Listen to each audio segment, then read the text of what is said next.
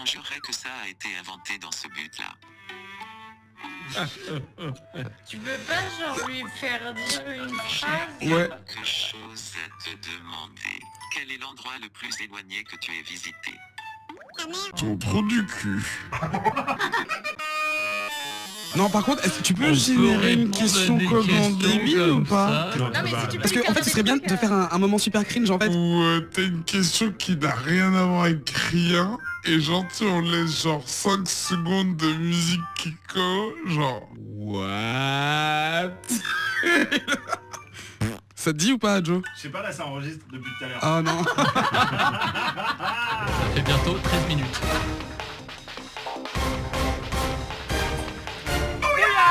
Bonjour et soyez les bienvenus dans ce 42e épisode de Comics et Outcast, cette émission Radio Kawa qui vous parle de comics et de ses univers, avec plein de mauvaise foi et toujours plein d'amour. Moi c'est Eric et je vais vous présenter l'équipe de chroniqueurs qui est avec nous ce soir. Il y a Lucille. Bonsoir. Comment ça va? Bah écoute, ça va, ça fait très longtemps que je ne suis pas venue dans Comics Outcast, donc je fais mon petit retour. Ça nous fait plaisir de te voir. Eh oui. Avec nous également, il y a Gaylor. Bonsoir. Comment ça va? Bah très bien. Et pareil, comme Lucille, ça fait une paye que je suis pas venu ici et ça me fait très plaisir. Une paye. Une paye. Et enfin non. Et en plus, on a Daniel. Salut. Comment ça va? Alors écoute, ça va très bien et en plus ça fait tellement une paye. Je pense qu'officiellement Une paille. on est officiellement l'équipe des Outcasts de C'est Comics le Outcast. roadster des C'est ceux qui viennent le moins souvent. Non mais tu vois, Bah c'est le reboot en fait. C'est les, c'est ça, c'est le reboot. de Grande Morrison c'est quoi. c'est les Avengers de réserve, tu vois. C'est ceux qu'on appelle quand ça va très mal, et ben c'est nous qu'on appelle. Quand ils sont tous morts, bah, c'est vous aussi qui viennent chercher. Également avec nous, on a Joe, notre réalisateur, Notre Gilgamesh. qui nous ouvre les portes du studio B de WFM, qui nous permet d'enregistrer cette émission. Au programme cette semaine, on va aller voir ce que Chewbacca a à nous dire. Spoiler, ça commence par et ça finit par j'imite très très T'as mal. vachement bien préparé. C'est très très bien. On va discuter des relaunchs chez les éditeurs dans notre discussion, puis enfin de Secret Wars dans notre focus, le dernier grand événement Ah bah chez enfin. Marvel. Ce qui nous permettra d'enchaîner et de mieux apprécier deux séries qui sont issues de cet event, en l'occurrence de Mighty Thor de Jason Aaron qu'on connaît assez bien, et enfin Extraordinary X-Men de qui? De Jeff Lemire, qu'on aime bien aussi beaucoup. Oui, ça va. Pop-up. Il Oh a fait putain. quoi? Non, vous avez l'air complètement fatigué, mais c'est D'accord. normal, il est très tard. Tu Alors, allais répondre à un truc ou... oh la honte. Je vous préviens, il y aura beaucoup de spoilers dans cette émission, évidemment, Et... à cause de Secret Wars et tout ça. On va sûrement parler de l'issue, donc attention les oreilles. De l'épilogue. Vous avez l'opportunité de nous faire vos commentaires sur Facebook, Twitter et compagnie. Comics Outcast numéro 42, c'est parti. To the Batmobile. Let's go.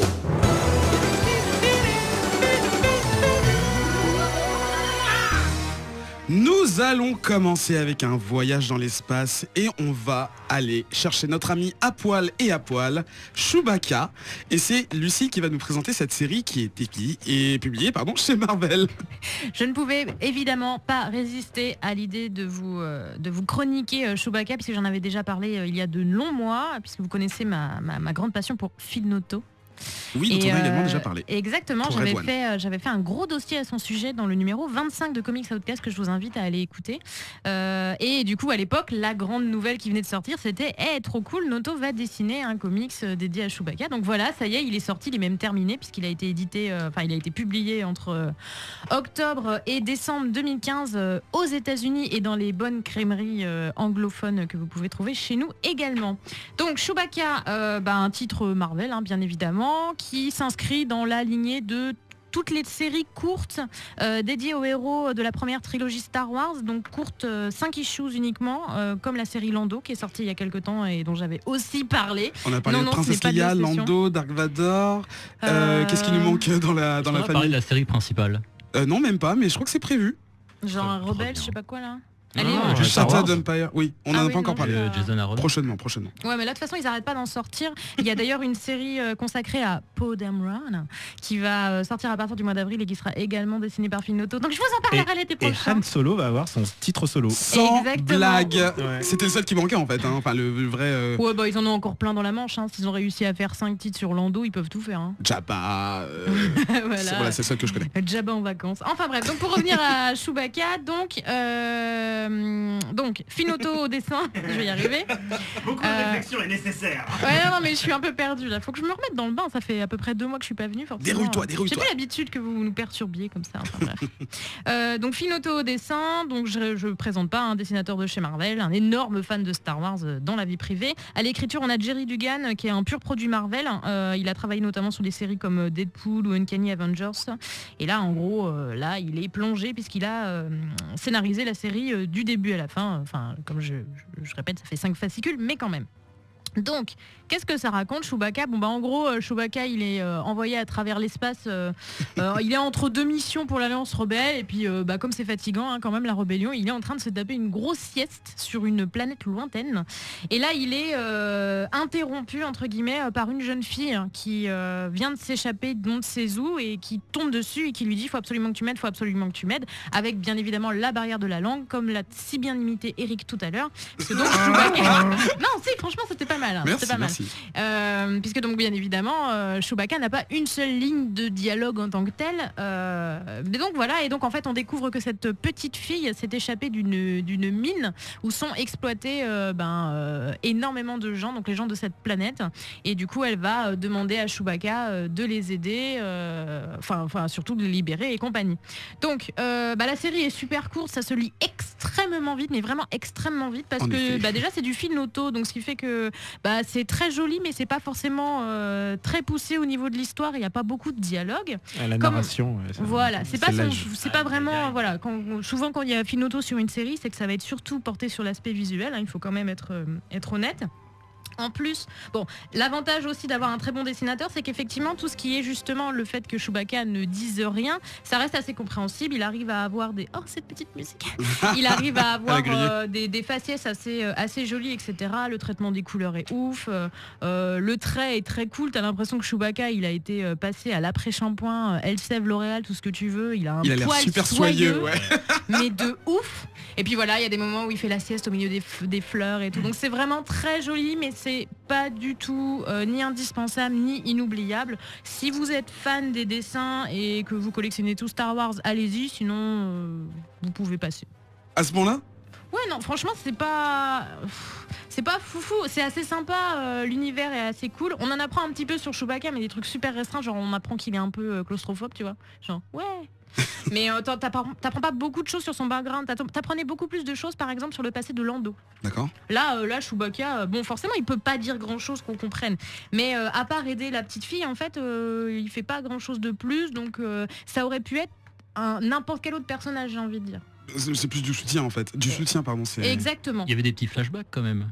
Ouais, mais c'est pas foufou quoi. Non, ouais, c'est quoi, c'est 4 pages sur c'est 3 ça, et puis t'apprends pas plus de trucs que ça, donc voilà.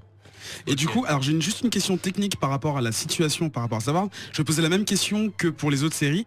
Par rapport au film, ça se déroule quand ? Eh ben, comme les autres, ça se déroule après que l'étoile noire. Donc entre l'épisode 4 et 5, je me trompe Alors pas attends. Ouais, c'est 4 et 5, je crois. D'accord. Pourquoi ils situent tous leurs Oui, c'est épisodes ça. entre 4 et 5 Peut-être que c'est la plus longue période et qu'en fait ils peuvent faire vivre n'importe quoi leur perso. J'en sais rien. Pour le coup, je ne connais vraiment pas. Parce que c'est un bon c'est une vraie début et question, qu'après quoi. ils auront toute la période entre le 5 et 6 pour faire plein d'autres séries, peut-être, je sais pas. Bon, on verra. De toute façon, il y a tellement de séries qui vont sortir qu'on va pouvoir peut-être créer un nouveau film Voilà. entre les deux. Et donc maintenant les séries tirées de l'épisode 7 comme celle de Poe que j'attends avec beaucoup d'impatience parce que c'est un personnage que j'ai beaucoup apprécié. C'est très bientôt. Daniel, qu'est-ce que tu as pensé de Chewbacca ? Écoute d'abord Chewie, comme on disait quand j'étais petit. Tout pour mon chéri. Écoute, c'est une remarque presque globale sur les comics Star Wars. Je suis vraiment emballé par les comics Star Wars en général, alors que j'en avais rien à foutre avant.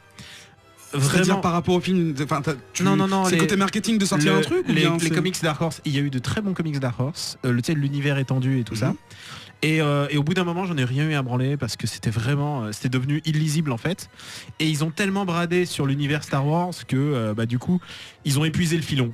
Tu vois, je veux dire, il y a eu un comics où il parlait de l'origine des stripes, des bandes sur le pantalon de Han Solo, quoi. Ok. Et tu vois, ils sont allés.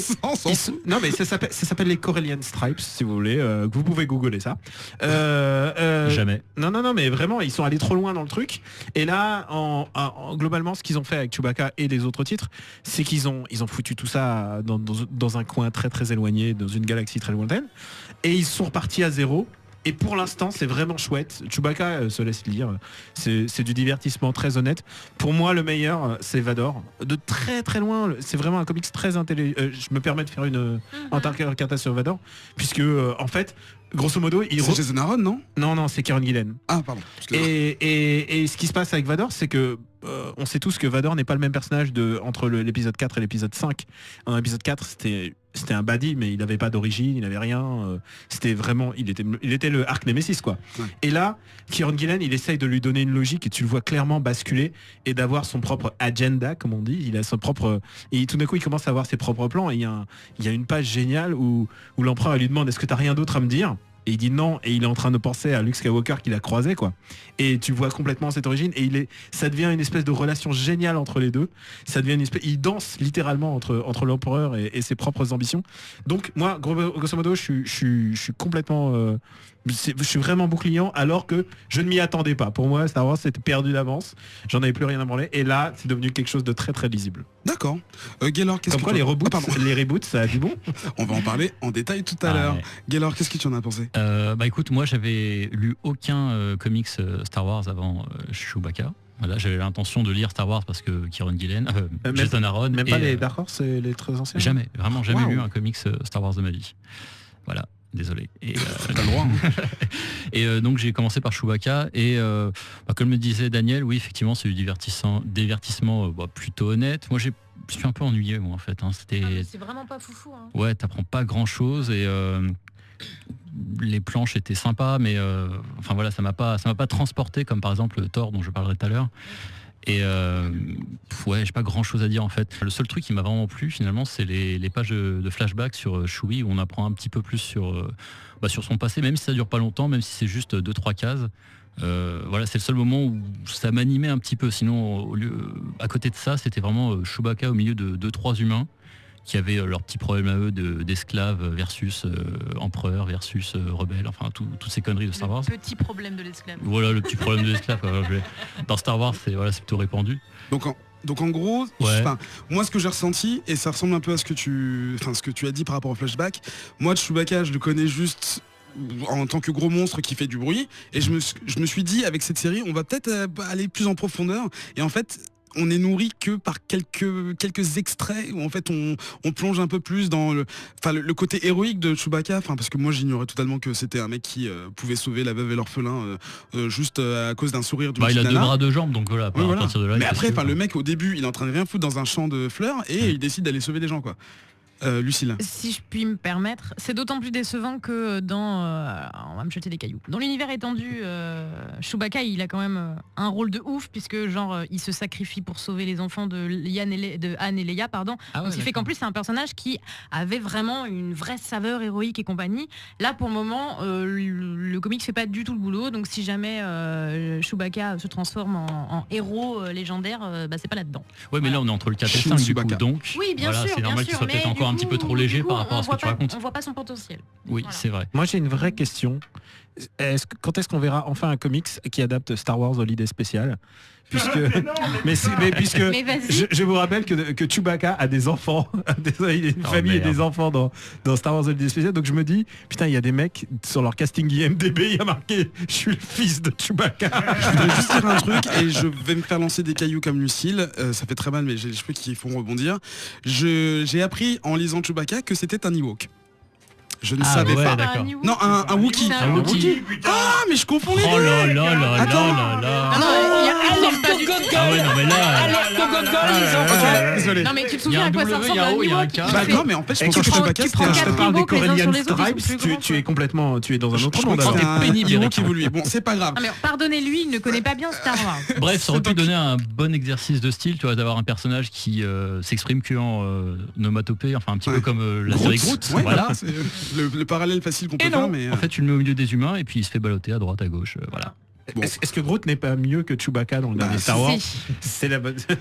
Alors, c'est disponible donc chez Marvel Comics, évidemment. On vous l'a dit, il y a 5 numéros et j'imagine que le paperback va sortir très prochainement. Il va sortir en anglais au mois d'avril et j'ai pas trouvé de date pour le français, donc n'hésitez pas à le signifier sur Facebook. Ça colle en principe pas trop loin derrière. Voilà les informations sur le site comme d'habitude. On va passer au dossier. Alors, Ils avec sont bien, cette ces jingles. magnifique Ah, chanson d'Iggy Pop, de mieux en mieux. nous J'ai fait exprès. Nous allons passer. J'adore YouTube. Ça ressemble beaucoup à Ace of Base, hein, ils sont bien inspirés. Nous allons parler donc des relaunchs. Vous avez forcément déjà entendu parler de ce mot.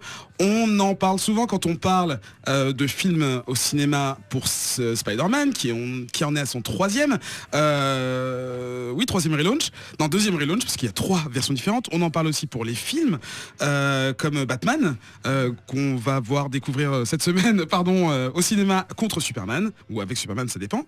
Eh bien, tout ça, ça avait une origine dans les comics, c'est-à-dire que c'est là-dedans qu'on a pour la première fois découvert des personnages qui avaient des histoires qui étaient écrasés et relancés comme si de rien n'était, en prenant le lecteur pour un idiot. Du coup, on va parler de tout ça en nous aidant de la série Secret Wars, qui est le dernier grand événement en date chez Marvel. Mais on va pas s'y limiter, on va également parler de ce qui a pu se faire chez DC, mais très évocativement. Donc vous avez peut-être déjà entendu Il parler. est bien ce Tu mot. voulais dire succinctement, hein. Non, on va les évoquer. D'accord. Les relancements. Évocativement. Voilà, vous pouvez m'insulter sur Twitter. Donc Crisis of Infinite Earth, vous avez forcément entendu. New 52, Rebirth, ça c'est donc le prochain grand événement qui aura lieu chez DC ce printemps. Marvel Now, All New Marvel Now, All New, All Different Marvel Now, All Bullshit. Non, ça n'existe pas encore. Mais bon voilà, tout ça c'est des exemples de choses que vous avez peut-être lu ou entendu récemment. Alors, qu'est-ce qu'un relaunch ? Est-ce que l'un d'entre vous peut nous résumer rapidement ce que c'est ? Écoute, moi je vais prendre le problème plus globalement. L'heure est grave, les comics ne se vendent plus. Et ça c'est vrai. Oui. Et donc du coup l'éditeur de comics il se dit merde, qu'est-ce qu'on pourrait faire pour relancer nos comics ? On les reprend tous au numéro 1. Et c'est ce qui se passe régulièrement dans le monde du comics depuis qui relance au numéro 1, on peut dire que c'est vers Heroes Reborn. Quand ils ont relancé Avengers, Ouais, c'est là à peu près l'origine, ouais. et alors C'était quoi, fin 90 ? ouais, ce qu'il faut dire c'est que pour les fans de comics, au début c'était une ulcère parce que du coup oh merde, moi j'ai toute ma collection de comics qui arrive au numéro 500, au numéro 600 et on repart au numéro 1 et maintenant ils s'y sont faits. Régulièrement, tous les 6 mois, tous les 12 mois, tous les comics repartent au 1 avec en général un nouveau branding, c'est-à-dire all new, c'est comme ce que tu disais, New 52, Reborn, en fait tout ce que tu veux. Alors là tu parles vraiment des côtés négatifs parce qu'il y a aussi... Non, ça c'est vraiment la numérotation et le truc comme ça. Ce qui, en termes rédactionnels, un relaunch permet de repartir sur des bases saines, c'est-à-dire... tout ce que tu n'aimes pas, tu le mets sous la trappe et tout ce qui est intéressant à garder et surtout tu peux faire des nouvelles idées. On parle souvent de Hawkeye ici. Hawkeye c'est le produit direct de Marvel Now. Ouais. Ils auraient pas fait Hawkeye s'il n'y avait pas eu Marvel Now, ils se sont pas dit putain on va prendre ce perso et on va trouver un nouvel angle pour le rendre intéressant parce que si tu regardes les comics de Hawkeye des années 90, ils sont à vomir par terre. Hawkeye il se transforme en loup-garou, enfin c'est des... Ah oui d'accord, ils savaient pas quoi lui faire faire. Non mais c'était débile. Et du coup c'est ça que ça leur permet de faire. Alors évidemment ils lancent une ligne, c'est pour ça qu'on s'en moque souvent, c'est qu'ils lancent une ligne de comics de 70 titres différents et évidemment c'est pas parce que les 70 titres sont bons, c'est parce qu'il faut vendre 70 titres et on regarde ce qui marche. Marvel vient de rebooter son univers, ils ont déjà annulé 2-3 titres en se disant ils ont annulé Black Knight. Ils ont annulé Black Knight. J'ai voulu dire Black Widow. Non, ils ont alors Black Widow au contraire, si tu as le succès, si t'as pas vraiment le succès populaire, mais par contre t'as le succès d'estime et le succès les critiques, ouais. tu peux tenir un peu plus longtemps et vu que c'est la même équipe Black Widow par exemple cartonne et c'est typiquement un truc qui a été fait à partir d'un relaunch, c'est-à-dire ils ont mis une nouvelle équipe, ils ont dit ceux-là on va les mettre sur un titre attendu et voilà, et c'est ce qui s'est passé à l'origine pour Captain America repris par Rob Liefeld, c'est qu'ils se sont dit tiens on tient un coup on va mettre ce nul et ça c'était Hero Reborn, c'est ça, Heroes Reborn. Ouais, c'est ça, ouais. Alors, et qui avait duré 1 an. Ouais. Et en fait, après 1 an, ils ont fait un reboot. Voilà. Il s'appelle Hero Return. Ils ont filé leur c'est ça l'origine du. En fait, pendant 1 an, ils ont filé leur univers au dessinateur de chez Image. De chez Image, qui étaient des anciens de Marvel, donc Jim Lee, Rob Liefeld. Et ils ont dit pendant 1 an, vous faites ce que vous voulez. Ils ont littéralement refait les mêmes histoires, mais en version moderne. Enfin, en version moderne. En fait, c'est Ultimate avant l'heure, mais nul. Ouais. Mais vraiment affreux.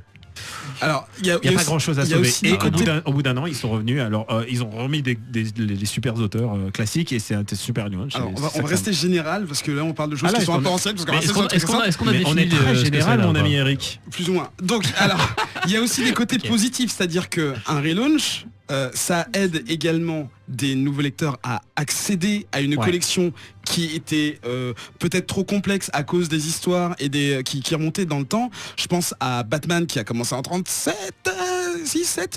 Je pense à d'autres séries, X-Men qui a commencé en 63, qui continuent, c'est-à-dire qu'ils nous prennent pour des idiots en disant oh non mais ils ont toujours 15 ans, t'inquiète.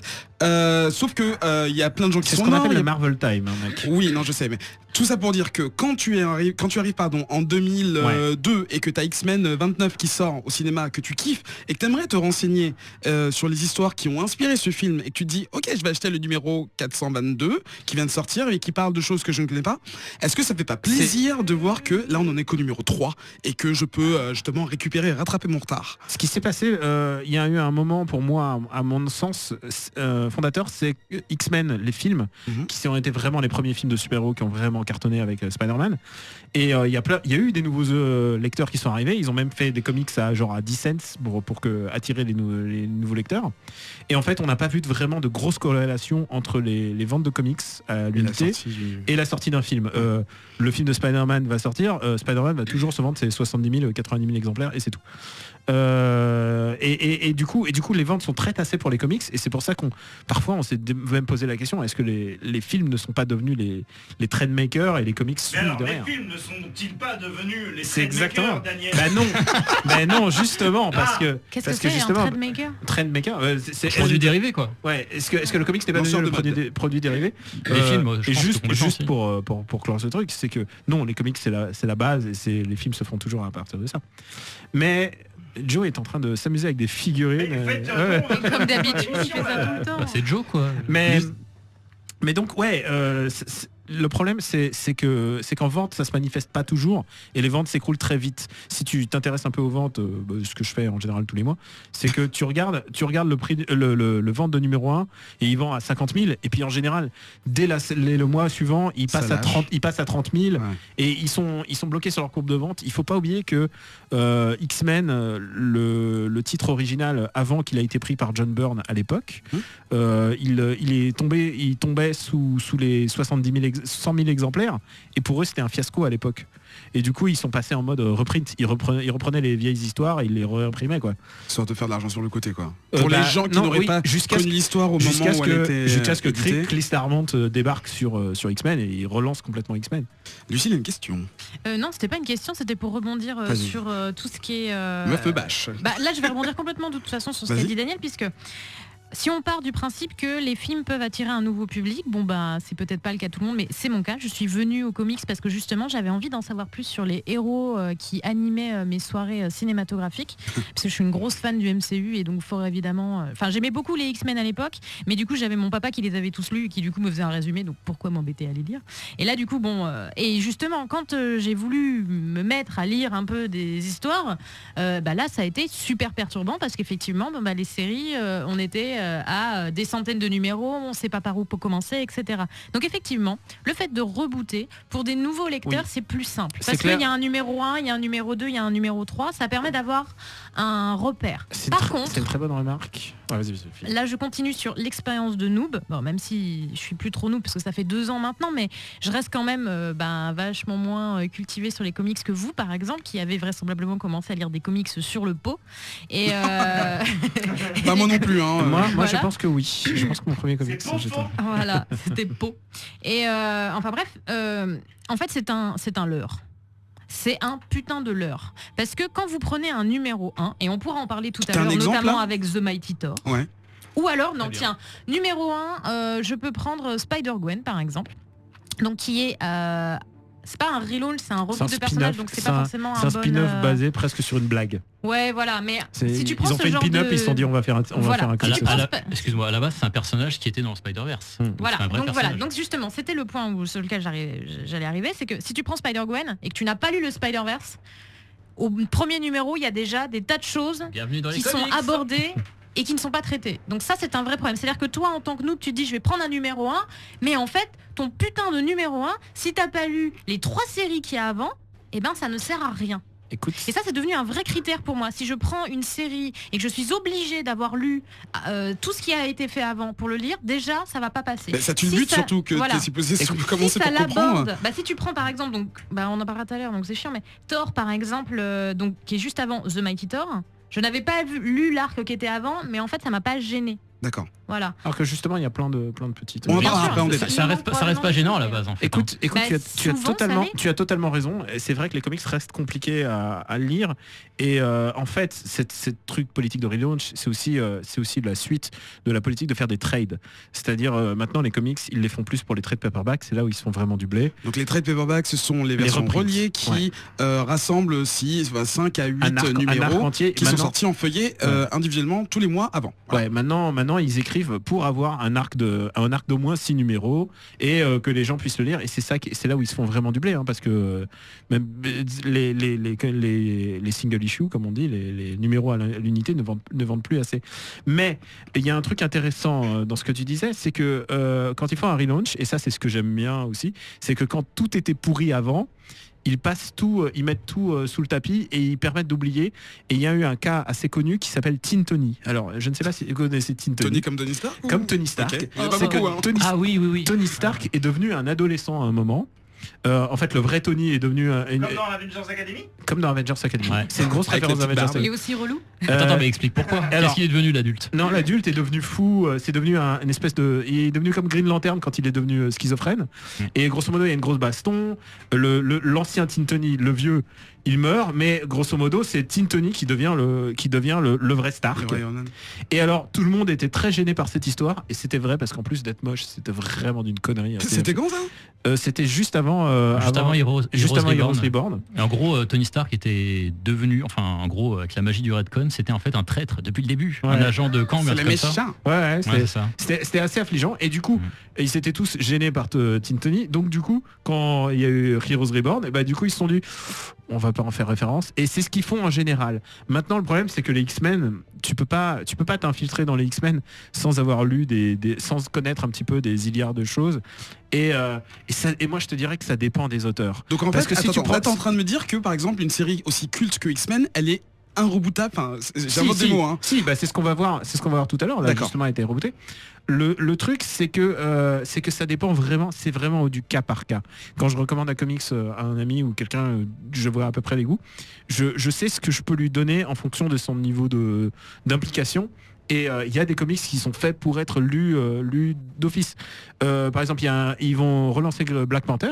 Ouais. Black Panther, ses origines tiennent sur 3 pages en fait. Le mec, et à chaque fois, en Il est général, noir et c'est une panthère. et c'est un Je suis Black et Panther. c'est un souverain, et il s'est marié, et son pays a été détruit plusieurs fois. On verra ça en Civil War. Voilà. Oui, non, et du coup, du coup, Comme ça, un petit flashback de merde. Voilà. du coup, ça dépend vraiment du titre du comics que tu vas lire. Batman a été, Excusez-moi, Black Panther origine, c'est Ouais. très drôle que ce soit un chat. ouais. Un chaton. Je suis désolé, Daniel, pardon. Batman, des petites Batman pattes a été relaunché. Black Panther très fluffy. Batman a été relaunché dans le 4 New 52, mais si tu regardes, ils ont gardé beaucoup plus qu'ils n'ont enlevé en fait. C'est juste, c'est comme si on t'avait pas dit qu'il y avait un reboot et qu'il avait un petit peu changé de costume, tu l'aurais pas remarqué. Mais ça a permis à énormément de gens de se lancer dans Batman parce que Lucille c'était vraiment l'occasion rêvée. Lucille Un excellent reboot justement, c'est Wonder Woman New 52 parce que comme en plus ils ont revu complètement son origine, tu pouvais le prendre au numéro 1, tu pourrais n'avoir jamais entendu parler de ta vie de Wonder Woman et maîtriser le personnage et son univers à 100% dès le 3e issue. C'est celui de Azzarello. Ouais. Ouais. Ouais, c'est ça, ouais. Il tient très bien Et tout Cliff seul. Chiang, Cliff Chiang, ouais. Justement, en fait, je trouve, bon, on va en parler un petit peu plus en détail après, que le relaunch donc de 2011, si je me trompe pas, chez DC Comics, qui s'appelle donc The New 52, on vient d'évoquer deux Ouais. titres là, est-ce que c'est pas justement un cas d'école où en fait ils ont à part deux séries qui ne rentrent pas dans la ligne, réussit à lancer un nouvel univers. C'était le plus radical parce que ce qu'il faut dire, c'est que Superman n'avait jamais été rebooté. Ouais. Action Comics, il en était à son numéro 700. C'était vraiment un gros coup éditorial pour eux et surtout ils ont lancé 52, c'est ça le 52, ils ont lancé 52 comics, 52 nouvelles séries et évidemment il n'y en a pas 52 de bonnes. Hein. Oui, il y a eu beaucoup de vagues, des espèces de waves. Et c'est ça le truc, c'est qu'ils relancent tout et puis ils regardent ce qui marche et ce qui marche pas. Par exemple, ils ont relancé Suicide Squad qui était nul à Yesh et ensuite ils ont rebooté Suicide Squad, c'était vraiment nul et ils ont rebooté Suicide Squad et tout d'un coup c'est devenu bien, mais c'était un reboot de reboot, tu vois déjà. Ça va très vite. Par exemple, Batgirl a été littéralement rebooté il y a 2 ans là. Oui, on en a parlé ici, ouais. Et après, c'est vraiment des directions éditoriales qui soit ils se prennent le risque de faire quelque chose ou pas. Pour moi, ça a toujours été l'occasion de tenter quelque chose de nouveau. Il y a eu le cas d'école. Le cas d'école pour moi, c'est One More Day et Brand New Day. C'est littéralement. Ah, quelle horreur. Eh ben alors écoute, quelle horreur, mais au moins ça a permis de faire table rase. Alors tout ça c'est l'histoire de Spider-Man. Alors je vais t'expliquer, c'est Spider-Man, grosso modo, donc l'histoire de Spider-Man qui donc marie à un mannequin, il a plein de...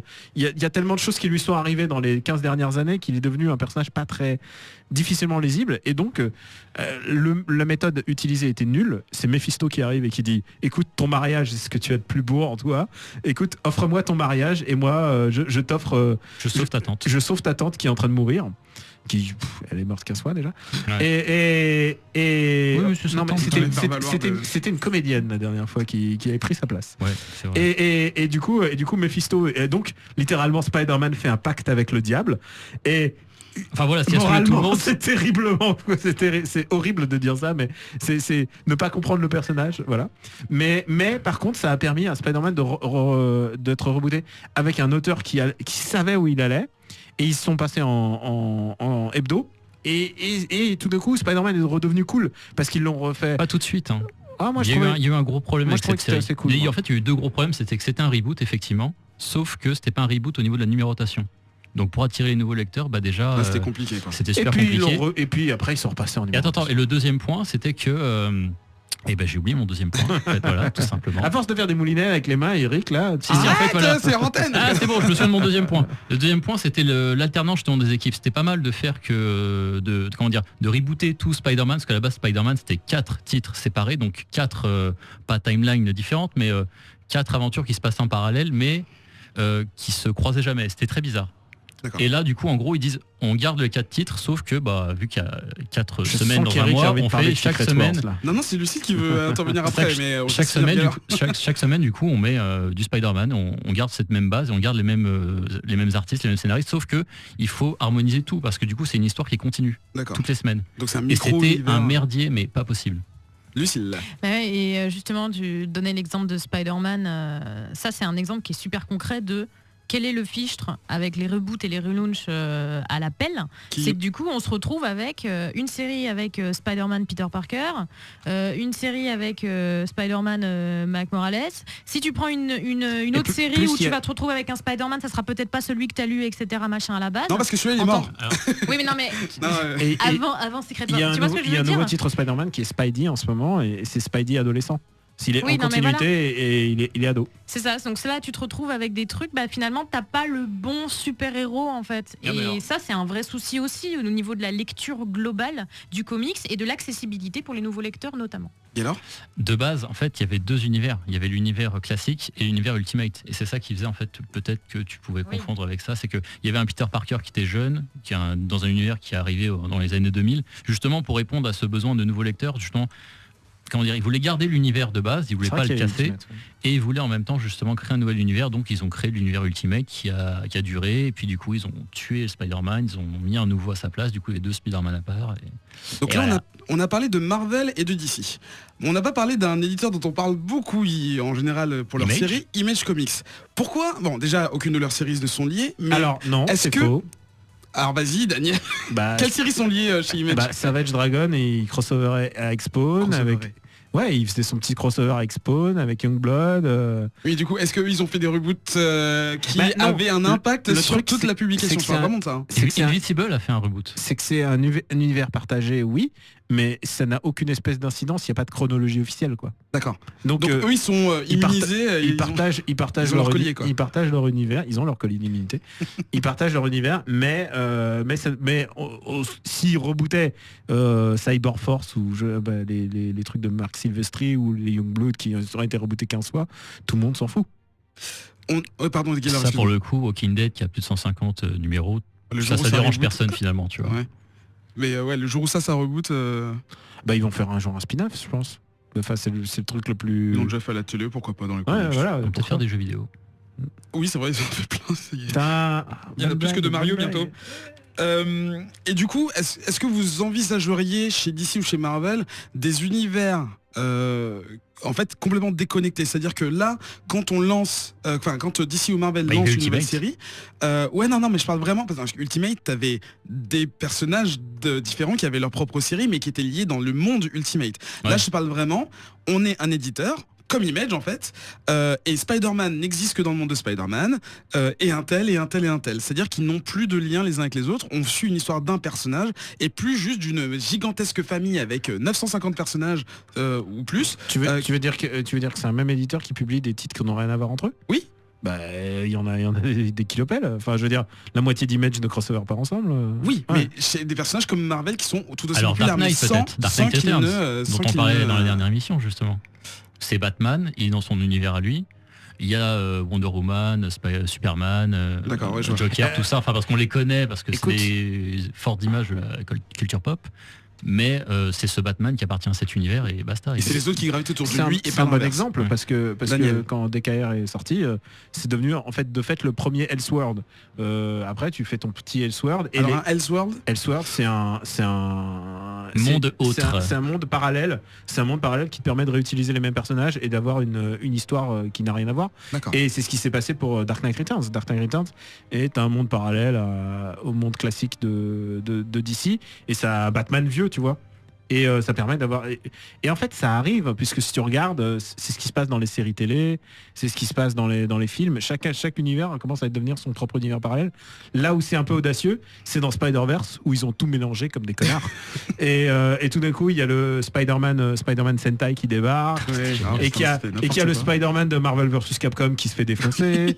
Il y a plein de choses assez rigolotes à faire, quoi. C'est pas l'important, c'est vraiment la liberté que tu laisses aux auteurs.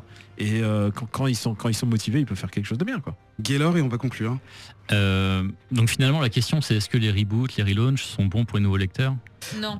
Non. En fait le truc Voilà, c'est que si tu peux il y a reposer oui la et non en question, fait. oui. Moi mon cas personnellement j'ai eu beaucoup de chance parce que quand j'ai commencé vraiment à lire des comics très attentivement on va dire, c'était il y a un peu plus de 15 ans, c'était au moment où justement on parlait tout à l'heure de Heroes Reborn, Ouais. c'était à la suite de ça, c'était Heroes Return. J'avais commencé à lire Spider-Man, j'adore ce truc, j'ai envie de lire d'autres trucs et j'arrive au moment d'Heroes Return et donc tous les super-héros reviennent dans l'univers Marvel classique et donc t'avais les 4 Fantastiques, Iron Man, Thor, Captain America, les Avengers, t'avais vraiment de tout et j'ai commencé au numéro 1 comme ça et depuis j'ai pas décroché. Est-ce que si j'étais arrivé un an plus tard, je serais dans cette émission à vous parler de comics? Je ne sais pas. Oh, Lucille.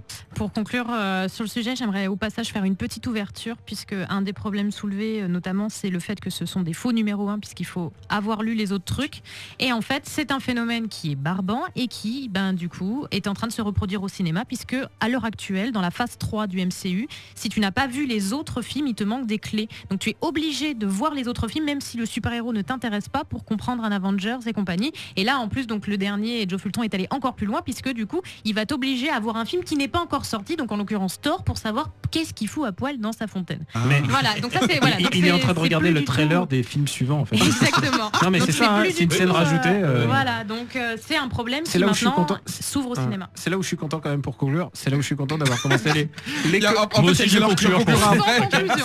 C'est là où je suis content C'est des d'avoir épilogues. commencé les comics quand il n'y en avait qu'un seul titre par série, en fait. Moi, j'ai les X-Men, il y avait qu'un seul comics X-Men, il y avait qu'un seul comics Spider-Man. Tintin, il sort un à la fin. I'm old. Astérix, pareil. Et enfin, véritable La conclusion de véritable Gaylor. conclusion. Moi je comprends la colère de Lucille parce que en mine de rien en 4 ans, depuis 2012, depuis Marvel Now, on a connu par exemple certains titres ont connu 3 reboots / relaunch. Tu prends Thor par exemple, on va en parler tout à l'heure. Ouais. Tu prends Spider-Man, il y a eu Superior Spider-Man qui pour le coup est un très bon reboot parce qu'il reprend vraiment un personnage et il le refaçonne Oui, complètement. ils le déconstruisent. Et ils Mais créent en un même nouveau temps, il est pas bon pour les nouveaux lecteurs parce que si tu veux bien comprendre ce personnage-là, il faut Faut voir commencer par le run de Dan Slott qui se situe au 649, une connerie comme ça. Donc le problème en fait, c'est pas de commencer avec le numéro 1, c'est finalement de lire les comics, non pas justement comme je disais avec les numéros 1, mais de les lire par run en fait. Dès Alors, que un tu run, trouves c'est quelqu'un, l'association Un d'un auteur et d'un artiste et qui font un arc qui commence et qui se finit. dès que tu vois un scénariste, voilà, par exemple, dès que tu vois un scénariste comme Jason Aaron au hasard que Ouais. tu repères et que tu aimes bien, Un run quoi. hein, ouais, Un run d'Aaron. un run d'Aaron. Un run. Alerte au Google. Je me suis mis à Alerte au moi-même. ça va. Google. Auto-googlisation. Pas de blague sur Merci, les darons. Joe.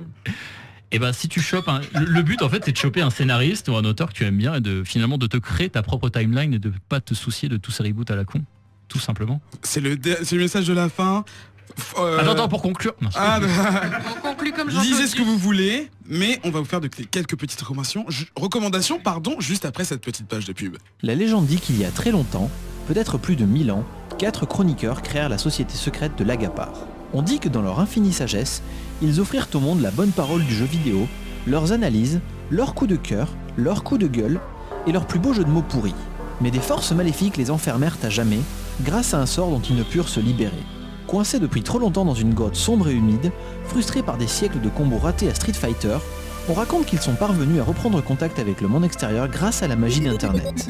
Aujourd'hui, la légende dit qu'une oreille attentive peut les entendre dans l'Agapar sur Radio Kawa.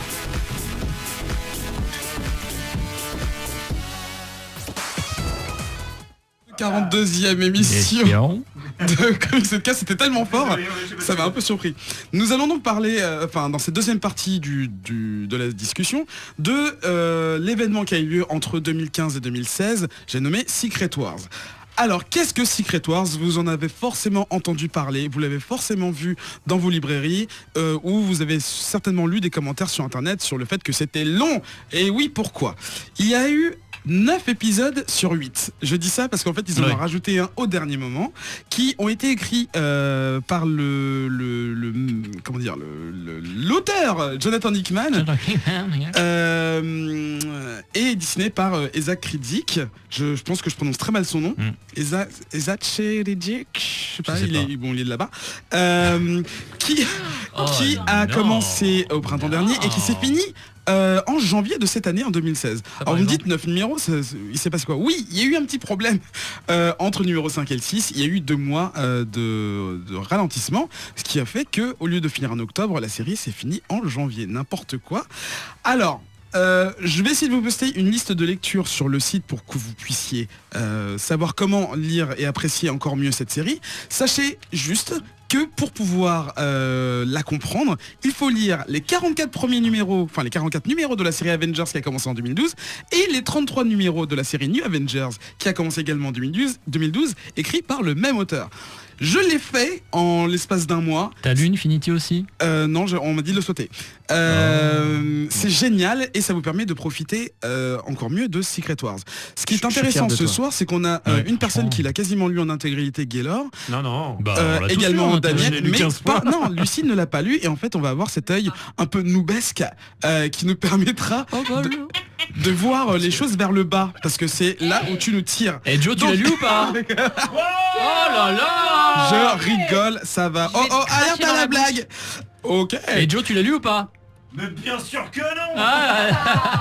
Alors, je vous ai dit qu'il y avait 2 séries à lire avant de suivre cet événement. J'ai oublié de parler des 44 tie-in qui s'associent à l'histoire. Alors, un tie-in, c'est quoi? Je pense qu'on avait parlé il y a longtemps. Voilà, qui se déroule en même temps, mais qui prend des personnages différents à un autre endroit, mais qui subissent les mêmes conséquences que les héros dans l'histoire principale. Donc voilà, vous avez une histoire qui dure 9 épisodes, et vous avez 44 tie-in qui durent entre 1 et 4, dépendant, même plus, excusez-moi, en dépendant de la popularité de la série et de son impact sur l'histoire principale. Vous allez me dire, mais comment est-ce que... Eh ben la réponse est, on va voir ça tout de suite avec Gaylor, qui va... Gaylor et Daniel d'ailleurs, qui vont raconter la façon de la plus succincte cette histoire. Alors, c'est ce qu'on aurait... Attention au spoil.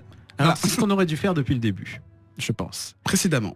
Secret Wars, c'est l'histoire du monde Marvel qui est en train de percuté de plein fouet le monde Ultimate. Il y a 2 univers, il reste plus que 2 univers dans le monde alors qu'il y en avait des milliards. Donc on a le monde dans lequel on suit nos personnages, plus le monde Ultimate. Le monde Marvel et le monde Ultimate mais percuté physiquement. Vont au on est clash. d'accord. Les 2 mondes vont se percuter et il ne va rester plus rien du tout. Il n'y a rien à faire, Et on le- peut pas arrêter. C'est Voilà. inéluctable. Et le point d'impact, c'est la Terre. C'est leur Voilà. Terre Et respective. la sentence du est coup- irrévocable. Et du coup, ce qui se passe, Vous êtes le maillon faible. ce qui se passe, voilà, c'est ça le début de Secret Wars, c'est que les deux univers se percutent, ils explosent et le monde tel que l'on connaît a été détruit. D'accord, Et- donc tout le monde meurt en fait. Sauf une poignée de survivants qui s'étaient fait bricoler une arche de Noé. Et ils débarquent sur une planète qui s'appelle Battleworld. Et ce Battleworld, qui est un monde très très bizarre, il débarque genre 8 ans après. Et pendant ces 8 ans, qu'est-ce qui s'est passé ? Ce monde est dominé par évidemment l'homme le plus malin, le plus habile, qui est devenu le dieu de ce monde. Je te le donne en 1000, c'est Dr Doom. You have entered Doom. Et évidemment, le monde de Dr Doom a été façonné exactement comme Doom le voudrait. C'est-à-dire, la subtilité de ce monde, parce que évidemment, si Doom devient Dieu, qu'est-ce qu'il fait ? Alors, il prend Suzanne Richards pour sa femme. Il Déjà, prend la base. il prend les enfants de Reed Richards, ça devient ses gamins à lui. Et il crée plein de petits mondes où il y a des équivalents du monde Marvel qui sont en train de se battre. Pour se divertir. Ouais. Juste pour se divertir parce que c'est Dr Doom. Doom must have his fun. Et je vais te dire vraiment ce qui est génial. Ah, il me fait rire. Ce qui est génial à mon avis dans Secret Wars, vraiment le truc absolu, c'est que Doom, il crée des univers, c'est Dieu absolu, tu peux rien faire contre lui, mais quand même, il crée pas d'équivalent de Reed Richards dans aucun des mondes.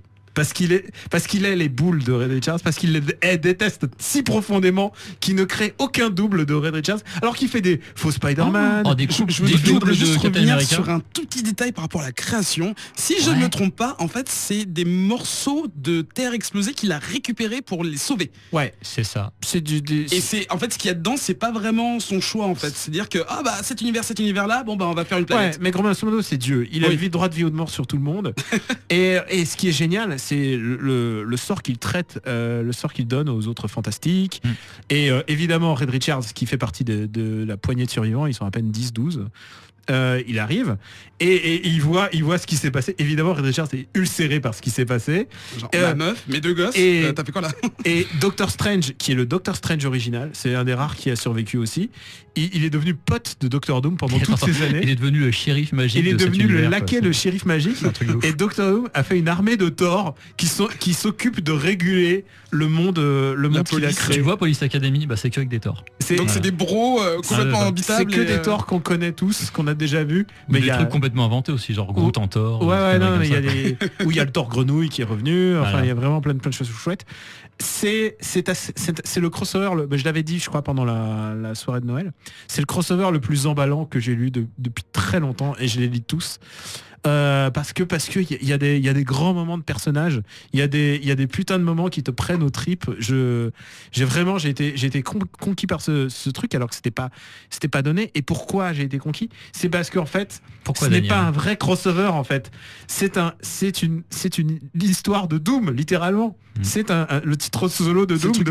C'est le what if. dessin ultime de Doom. Voilà. C'est qu'est-ce qui se passe si Doom devient Dieu. Et c'est génial. C'est le chapitre final en fait du run d'Hickman sur Ouais. les 4 Fantastiques, sur The Ultimates, puis après sur Avengers New Avengers. Donc le mec avait ça dans sa poche depuis combien de temps? Depuis 2011. Oh, même avant. Ah 2009, Fantastic ouais, je Four, pense ouais. comme ça, ouais. Waouh. Et du Donc, coup, le mec 9 ans a plus tard. planifié son truc. Il y a énormément de références Ah non, qui mais c'est parleront aux ma boule. fans qui ont lu tout. Donc nous, on a tout lu. Ouais. Mais c'est aussi complètement lisible. C'est complètement lisible par nous parce que il va complètement. La problématique est évidente. C'est le suprême méchant du monde. Parce qu'honnêtement, il n'y a pas mieux que Doom dans le monde Marvel. Le suprême méchant du monde Marvel qui devient Dieu et qui qui humilie tout le monde. Et il faut le dire, maintenant on peut passer, alors balise spoiler pour tous les... Pour nos auditeurs, là il faut vraiment zapper quelques minutes. C'est que par exemple The Thing, Ben Grimm, il est littéralement il est devenu un mur de pierre qui protège littéralement, il est devenu le shield de cet univers. Et qui c'est qui rencontre dans sa tôle, il rencontre Thanos. Et Thanos accepte de se faire prendre prisonnier pour aller rencontrer Ben Grimm.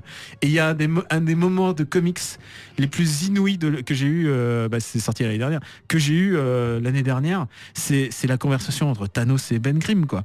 Il lui dit est-ce que tu vas rester comme ça, est-ce que tu vas rester comme ça, ou est-ce que tu vas te lever, quoi. Are you gonna be a bitch? Non, et vraiment la quote, c'est ça, ouais. Vraiment la quote originale est extraordinaire, et c'est des purs moments de bons comics.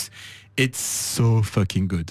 Qu'est-ce que tu peux nous dire que David n'a pas dit sur la série Daniel, donc oui, excusez-moi. Oh là là.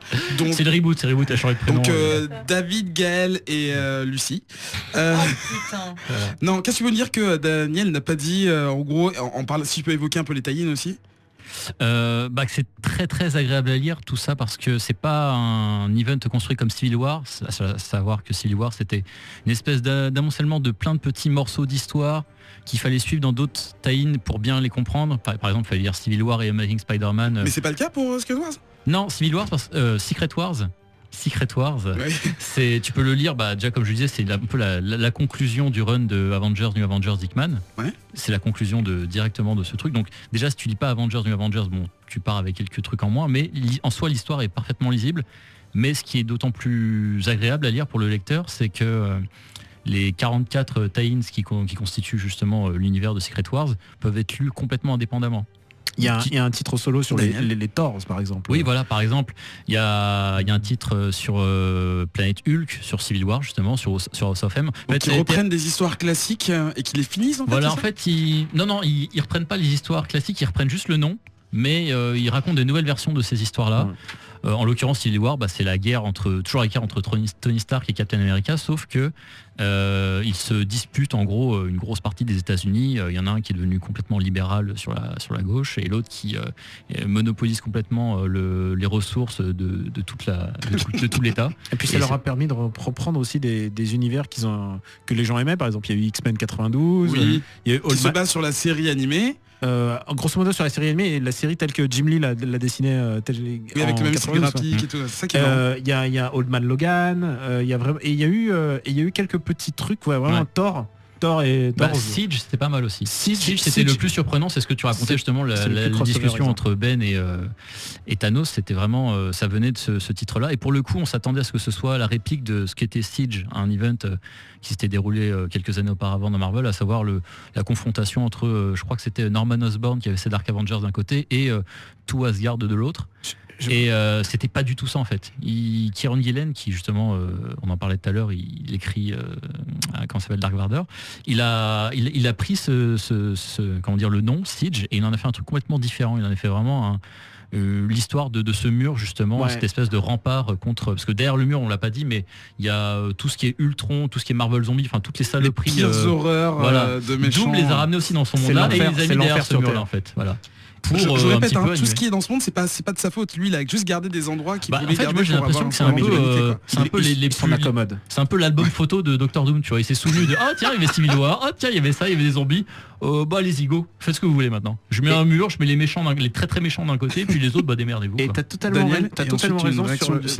raison sur le fait que Siege, il y a plus dans Siege qu'un simple tie-in, puisqu'en fait, c'est le dernier comics Marvel à part Dark Vador de Kieron Gillen, et il y a énormément de lectures et de sous-lectures que tu peux faire très très fines. Kieron Gillen, je trouve que c'est vraiment c'est un des meilleurs auteurs de comics en ce moment.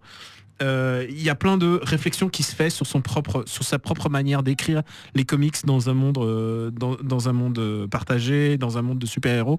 Lui, il est plutôt maintenant, il fait plutôt des trucs indés, et c'est plus complètement sa came, mais il a toujours une manière super fine d'apporter des nouveaux angles. Et moi, j'ai retrouvé la page de Thanos. Attention, c'est spoiler, mais j'adore. Putain, cette phrase, Alors, essaye d'être radiophonique quand tu l'écris, parce que c'est chaud. Non, mais c'est Doom qui parle à Thanos. c'est Thanos qui parle à The Thing et il est en prison et il se lève et il dit à The Thing, qui est donc gigantesque puisque c'est un mur entier, il fait, et je peux pas faire la voix de Thanos, mais il fait Doom convinced you to live on your knees. Every day of your life he's beaten you as you lie there. This is a painful, heartless truth. And it begs one question. Are you just going to die here?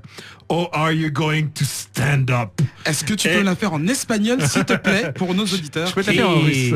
Et honnêtement, tu vois, quand j'ai eu ce moment-là, j'ai fait oh putain, c'est tellement ce que j'ai envie de lire dans un comics. Et à la fin, il se stand up. Et il se stand up et là, puisqu'on est en full spoiler, là les gens. Allons-y. Mais full spoiler, c'est que The Thing géant, c'est un The Thing géant qui se bat contre Galactus, contrôlé par Franklin Richards. Galactus. Et Franklin Richards qui a tellement bien. Et c'est tellement plein de références parce que Franklin Richards a récupéré un Galactus à la fin du run de FF2. Normal. Et genre I got a Galactus, tu vois. Et c'est tellement génial, c'est tellement bien. Et il y a un pur moment, alors, et pourtant il y en a pas eu beaucoup, mais il y a une page géniale sur Groot. Je pensais pas que c'était possible d'arriver à être aussi cool avec Groot en une page. Putain, mais c'est tellement bien. Quand il prend vie dans l'arbre de vie, c'est tellement bien. Il y a aussi une scène assez marrante dans la série de tie-in qui s'appelle Thor avec un S. Où Groot est un des Thor. Et au lieu de dire I am Groot, il y a I am Thor. Ça va retourner, ça va vraiment faire rire. Et Thor c'est vraiment un des meilleurs tie-in. Il y en a eu des chouettes, mais Thor. Je pense que c'est vraiment un des nouveaux personnages centraux de l'univers Marvel. On va laisser Lucille intervenir parce qu'elle a le truc dans la bouche. Oui, parce que du coup, moi, je l'ai pas lu, mais effectivement, ça donne plutôt envie présenté comme ça. Hein. J'ai été un peu rebutée par le fait qu'il fallait lire des millions de choses, et donc, c'est quand même un gros engagement. 9 numéros. Tu peux les lire. Oui, mais si, moi, est-ce que tu connais l'Infinity Gauntlet? Connais-tu Chris Evans? Bon, si tu connais l'Infinity Gauntlet, je pense que c'est à t'apporter. Je pense que c'est un terme de non, mais c'est pas une question de porter ou quoi que ce soit, c'est juste que en plus la dernière fois qu'on en avait discuté, vous étiez là. Ah non mais meuf, faut que tu lises les new Avengers nouveaux Ultra 2X.0 Alpha, hein, sinon t'es foutu. Hein. Moi j'avais le oula. Enfin bref. Et donc tout ça c'est bien joli, mais c'est quoi finalement? Quelle est la finalité? Il reste qui à la fin? Qu'est-ce que ça donne? Est-ce que c'est bien? Mais non, mais j'ai envie de savoir c'est quoi le résultat. Non, ne réponds pas, Daniel. Moi, je ne les ai pas lus. Mais maintenant, t'es curieuse. C'est surtout qu'est-ce que ça donne au niveau de l'univers Marvel, puisque le principe, c'est de prendre un max de héros, d'arrêter un maximum de séries pour pouvoir permettre à l'édition en tant que telle, l'éditeur, de repartir sur des nouvelles bases avec seulement quelques trucs. Schématiquement, c'est l'histoire solo de Doctor Doom. Qu'est-ce qui arrive à Doctor Doom? Donc c'est le final showdown entre Red Richards et Doctor Doom. Tu peux pas aller plus loin. Il y a littéralement 2 univers qui sont morts. et ce qui se passe pour le monde Marvel, évidemment, on sait tous qu'ils vont pas mourir comme ça, alors qu'il y a plein de persos qui meurent, mais genre bien salement d'ailleurs, de manière assez humiliante. Oui. Et ce qui se passe, pour répondre à ta question, c'est que le monde Marvel, évidemment, ils vont pas tout gâcher. Dans Infinity Gauntlet, Thanos claque des doigts et il y a la moitié de l'univers qui meurt. Et tous les super-héros meurent littéralement. Du coup, évidemment, tu sais très bien qu'ils vont pas tuer leurs jouets, hein, Marvel, et que tout est relancé par pouvoir magique au bout de 6 mois, que ça soit par un nouveau dieu, que ça soit un nouveau dieu qui arrive, que ça soit quelque chose. L'important, c'est vraiment d'avoir tous les personnages réunis dans une histoire qui soit cohérente et qui donne envie de lire. Et c'est vraiment pourquoi ce crossover est réussi, c'est parce qu'ils réussissent vraiment ça, c'est que c'est génial à lire et qu'ils sont tous ensemble. Alors que d'habitude, quand tu les mets tous ensemble, c'est nul. Fear Itself, c'était naze. Siege, c'était pas génial. Civil War, excusez-moi, mais Civil War, c'est tocard. Non, je suis désolé, Civil War, c'est vraiment crétin. Non. J'adore. Pour moi, le truc qui est bien ici, le truc qui est bien dans Secret Wars, c'est justement les tie-in, tu peux même les lire séparément de l'histoire. Tu sais à peu près juste ce qui se passe dans Secret Wars. Et vu que les tie-in représentent vraiment chaque morceau d'univers, c'est des mini-séries en 5 épisodes et que tu lis comme ça, tu sais qui est Thor, tu lis Thor et voilà, t'as une histoire, c'est une enquête policière sur Thor, dans un monde de Thor, voilà, c'est mais du coup la promesse de on en profite pour rebooter complètement l'univers Marvel, en fait c'est n'importe quoi, puisque de toute façon on se dit ils vont tous revenir à un moment ou à un autre parce que Marvel aura envie de faire du blé et il aura envie de sortir une nouvelle série là-dessus. On va te laisser laisser découvrir l'issue, C'est pas- mais attends. du coup en fait t'as des éléments de réponse dans les critiques qu'on va faire après. J'ai envie de dire quand même un petit truc Gaillard. pour finir, Oui, c'est bien que c'est sûr. quand même une très belle lettre d'adieu, je trouve, aux 4 Fantastiques, qui n'ont pas été rebootés justement dans le nouvel univers. Parce que Ils voilà, ont été Ils ont envie désagrégés. de court-circuiter le cinéma. complètement. Et, Il y a de ça, ouais. Donc on parle de ça plus tard. mais c'était très bien que ce soit intéressant. Hickman qui fasse ça, vu qu'Hickman a fait un magnifique run sur les 4 Fantastiques et que justement que ça finisse sur la confrontation finale entre Doom et Red Richards et qui se passe ce qui se passe C'est après. ça l'entourloupe, hein. C'est qui fait croire que c'est un truc qui met tout un univers, mais en fait, au fond, c'est Red En fait, Richards c'est juste deux mecs qui et se peuvent pas Dr. se Doom. blairer, et voilà. Non, j'ai fait un signe de chute, mais c'est pas du tout ce que je voulais faire. Hein. Je voulais pas te demander de te taire, excuse-moi. Tu contrôles plus tes mains. Qu'est-ce qui se Non, passe je Pose voulais tes faire mains sur la table. Ferris Bueller's Doom. Mais j'en ai marre, il faut que je joue à Marvel 4 qui devrait bientôt sortir, j'espère. Ah bon? Apparemment, pas bientôt sortir, je sais pas, mais bientôt être annoncé. Ah oui, voilà, d'accord. Oui, le trailer de l'annonce. Voilà, c'est ça, le teaser du trailer. Voilà. Je vais faire un Je ne peux rien dire. Non mais tout le monde nous l'a dit, c'est bon. On va passer aux revues, enfin la deuxième partie des revues, juste après cette page de pub.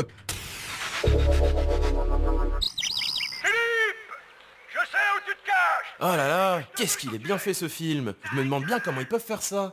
Eh dis donc Giboite, si tu veux tout savoir, écoute, y a plus de péloche. Y a tout sur Cinoche et le monde de l'audiovisuel, avec des super chroniques, des super discussions et des super invités Giboite. Oh là là, et Maël, où est-ce qu'on peut entendre ça? Une fois par mois sur Radio Kawa Giboite.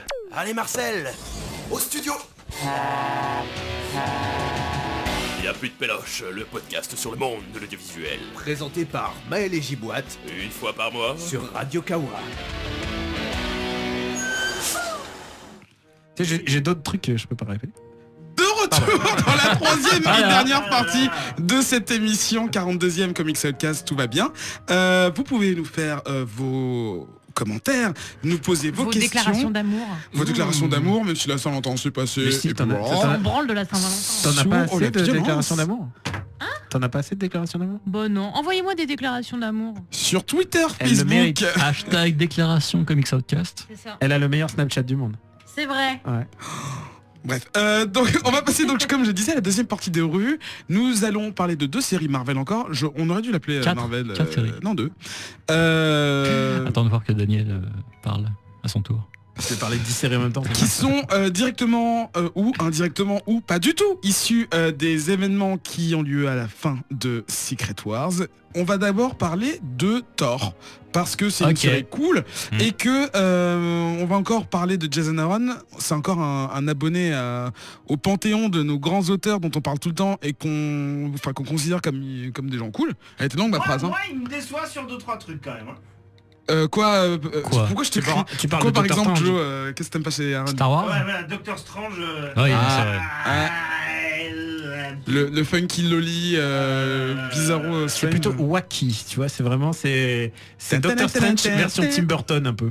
Ah ouais, mais version Tim Burton de deuxième partie de carrière quoi. On en parlera Est-ce quand qu'il on a déjà eu une chroniquera. première partie Bah, Oui, Et on l'a déjà chroniqué en plus. En plus, C'est Ben qui en a parlé. Ouais. Voilà, Thor.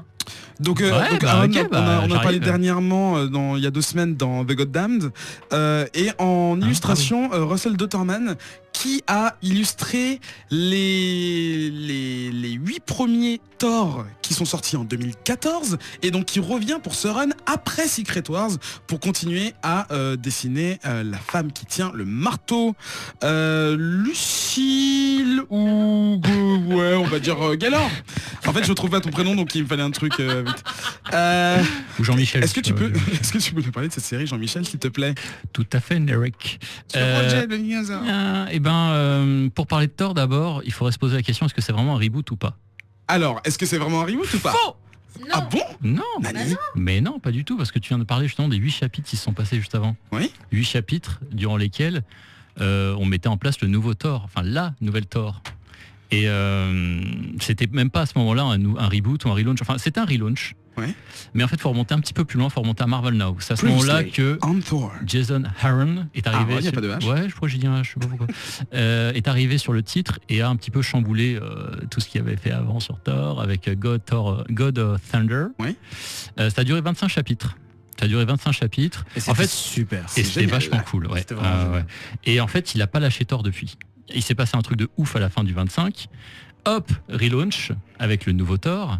Et après, les Secret Wars, donc faut tout reparte au 1. Et en fait, ce dont on va parler, le Mighty Thor 1, 2, 3, faut plus voir ça en fait comme le 9, 10, 11. Voilà, la suite directe, comme si Secret Wars Ça n'avait fait pas eu lieu. partie de ces quelques cas d'école en fait qui reboot parce que tous les petits copains auto reboot, mais en fait ils ne rebootent pas du tout. Ça me rappelle un petit peu, pour faire une comparaison rapide avec New 52, Green Lantern à l'époque, qui continuait complètement sur sa lancée avec Sinestro qui devenait un Green Lantern, qui était la suite directe de ce qui s'est passé avant Flashpoint, à savoir Green Lantern 65, 66, où il y avait une grosse guerre entre tous les Green Lantern, un gros bordel. C'était pas du tout un reboot, c'était juste un numéro 1 pour dire... En fait, ça marchait bien, du coup, ils se sont dit... on et a c'est aucune raison même pas un nouveau point de départ, du coup, parce que en lisant le Mighty Thor 1, 2, 3, tu sens que t'es passé à côté de plein de trucs. Thor est déjà installé, le nouveau Thor en tant que fille est installé. Tu te dis, qu'est-ce qui se passe ? Qu'est-ce qui se passe, Eric ? J'ai aucune réponse à cette question rhétorique. Hein. Et qu'est-ce qui se passe ? En fait, faut lire tout ce qu'a fait Jason Aaron sur Thor depuis 2012. Donc et ne pas oublier Original Sin aussi au passage, parce que c'est là qu'il se passe le petit élément déclencheur. Voilà. Et pourquoi pas aussi Thors. Mais ça, on en parlera un peu plus tard quand... Donc en fait, on revient exactement sur ce que Lucille disait, c'est-à-dire c'est un faux numéro 1. C'est un faux numéro 1. Mais on va lui donner la parole après, elle va pouvoir nous parler de sa frustration. Mais c'est un faux reboot. C'est un faux reboot, c'est un faux relaunch, c'est une honte, une hérésie, mais c'est très très bien. Ouais, c'est très très bien en fait parce que Jason Aaron s'éclate vraiment dans cet univers. Il a repris Thor et puis il s'éclate vraiment avec la mythologie de ce personnage. D'autant plus avec ce nouveau Thor. Il a mis nouvelle un peu. Nouvelle, oui. Je voulais dire nouveau titre, voilà, nouvelle Thor. Parce qu'il a mis en place plusieurs éléments qu'il a commencé à développer juste après God Hunter, là, je sais plus quoi là, God Eater. God Butcher, voilà, c'est ça. Il a commencé à remettre sur le relaunch qui sort bientôt d'ailleurs. God Butcher. Oh putain. God Butcher avec que des meufs. C'est vrai. Comme Thor. Voilà. Et qu'est-ce que je voulais dire ? Et donc, juste après God Butcher, Jason Aaron a décidé de remettre sur le devant de la scène Malekith, un elfe noir et toute la ribambelle de mondes en fait qu'il a commencé à développer parce que il n'y a pas que Asgard, il n'y a pas que Midgard, il y a 9 autres mondes autour de l'arbre sacré, je sais plus quoi. Stuttgart ou pas ? Tu mets un petit mongol ou pas ? Non, tu mets pas. D'accord, tu me laisses continuer. Très rigolo. Oui. Et toi tu fais chier quand même. Hein. Oh mon dieu. À me couper comme ça là. Continue. Et en gros, avec cette nouvelle Thor, Jason Aaron se lâche complètement avec les jouets qu'il a mis en place avec l'ancien Thor, à savoir toute cette guerre des mondes qui se mettait en place. Et donc là, en gros, c'est Civil War au milieu de ces 9 mondes. Tu as Malekith, le chef des elfes noirs, qui a commencé à préparer son petit coup en douce avec les géants de glace, avec Loki, enfin avec toutes les pourritures qui traînent, avec tous les connards de ce monde-là. À un moment où justement Asgard était en pleine en plein chamboulement, parce que on le voit dans le premier numéro de Mighty Thor, Odin revient, il revient dans Asgardia, ce n'est plus Asgard, c'est Asgardia depuis quelques temps, depuis que McFreshen avait scénarisé le titre. Et c'est devenu du coup une république qui était gérée par Freyja, la mère de Thor, la All Saint Mother, je sais plus comment il l'appelle. Et All Mother, voilà, j'ai envie de rajouter Saint, laissez-moi tranquille. Et voilà, c'est devenu une république. Odin revient, fout la merde, il veut rétablir une monarchie. À ce moment-là, Thor n'a plus de marteau, enfin n'arrive plus à soulever son marteau. Et donc il faut qu'il y ait un élément déclencheur qui se lance, il faut qu'il y ait le nouveau Thor qui arrive. Donc ça c'était dans les 8 premiers chapitres. Et dans cela, la guerre fait rage. Odin a foutu sa femme au cachot. Ouais, normal, c'est Odin, il fait ce qu'il veut. Hein. Et ce nouveau Thor est du coup très très mal perçu auprès d'Odin. C'est perçu comme un antagoniste, comme un usurpateur. Ouais. C'est carrément un antagoniste à partir du 5e issue, mais là on parle des 3 premiers. Dans les 3 premiers, c'est à peu près encore une fois une nouvelle mise en place de ce héros féminin qu'on avait déjà vu précédemment. Et c'est vraiment, c'est toujours très très bien, c'est super explosif, les cases sont incroyables, c'est très très bien dessiné. Je voulais faire un petit aparté aussi sur les couleurs sont vraiment magnifiques. c'est fluo, c'est flashy, et pourtant ça dénote pas avec le côté, tout le côté doré de Thor, enfin tout le côté très solennel. Ouais, cité avec plein de métaux rares voilà, qui des pierres brillent dans tous les précieuses sens, partout sur les casques ou des conneries comme ça. Je vais faire une comparaison. Vas-y. Je trouve que le travail de Thorman, ça me fait beaucoup penser à Alphonse Mouchard dans les cheveux, les couleurs, surtout sa façon de dessiner les femmes en fait. Je trouve que c'est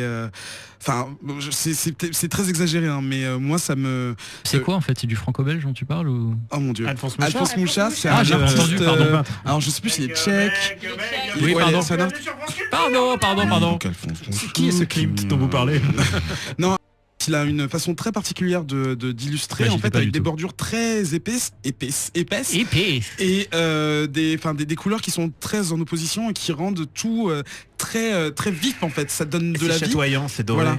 Et en fait, dans les pages de Thor, en fait, il y a beaucoup de scènes qui se passent dans des mondes qu'on ne connaît pas et qui ont un air onirique. Et en fait, grâce à ces couleurs super flashy qui sont pas naturelles, on sait qu'on n'est pas sur Terre. On sait qu'on n'est pas dans quelque chose que nous, en tant qu'humains, on va dire, on peut saisir. Quand on voit un conseil avec les elfes blancs, les elfes noirs, les machins, les géants bisules qui sont en train de conspirer pour renverser Odin, on sait que c'est extrêmement bizarre, quoi. Donc c'est jaune, c'est rouge, ça pète, c'est génial. On dirait du spirographe.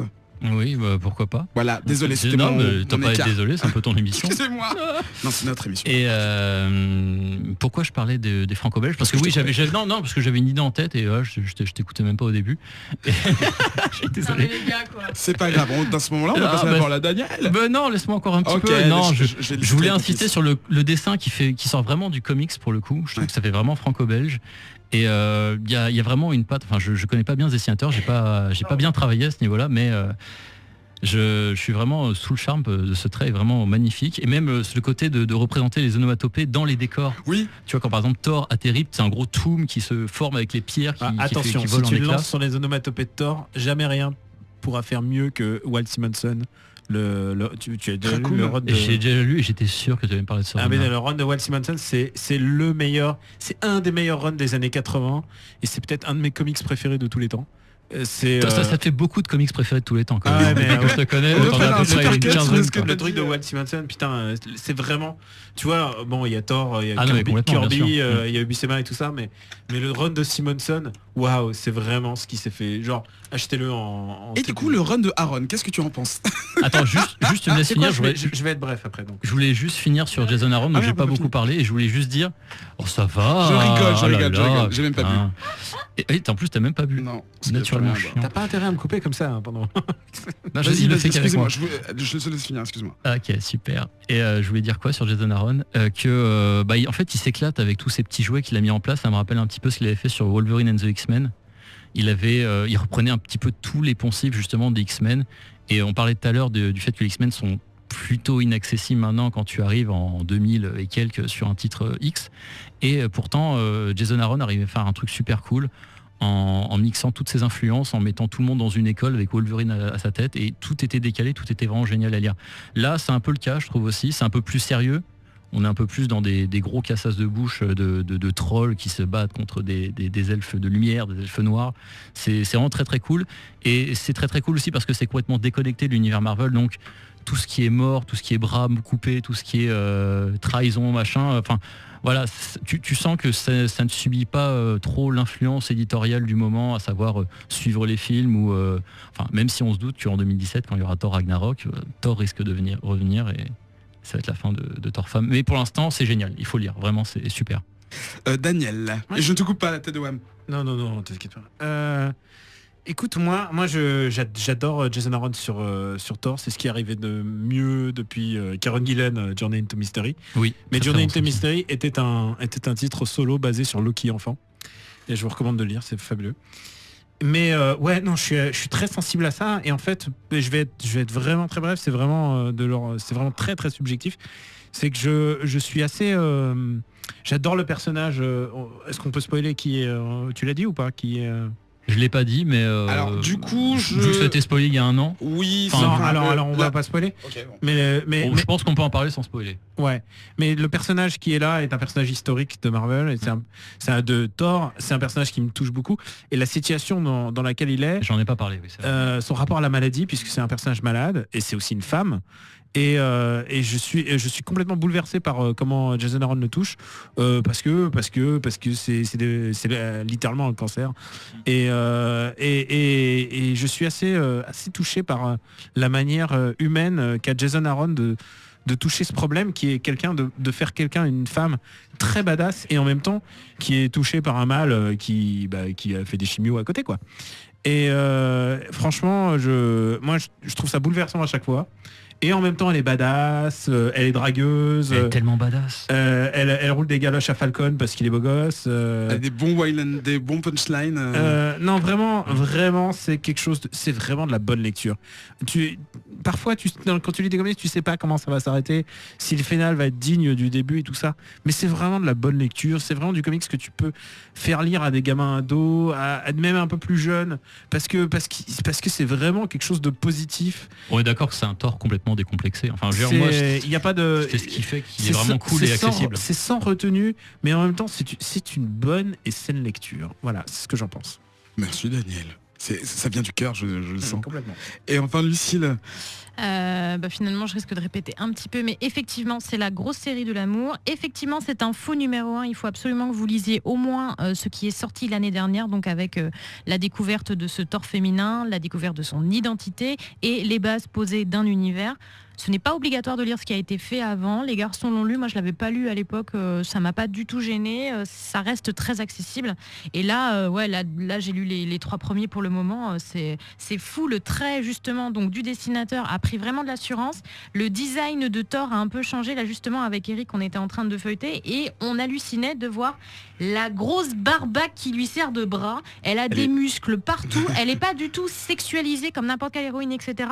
Parce que voilà, ils prennent le parti de se dire c'est Thor, point barre, c'est pas Thor femme, c'est vraiment Thor.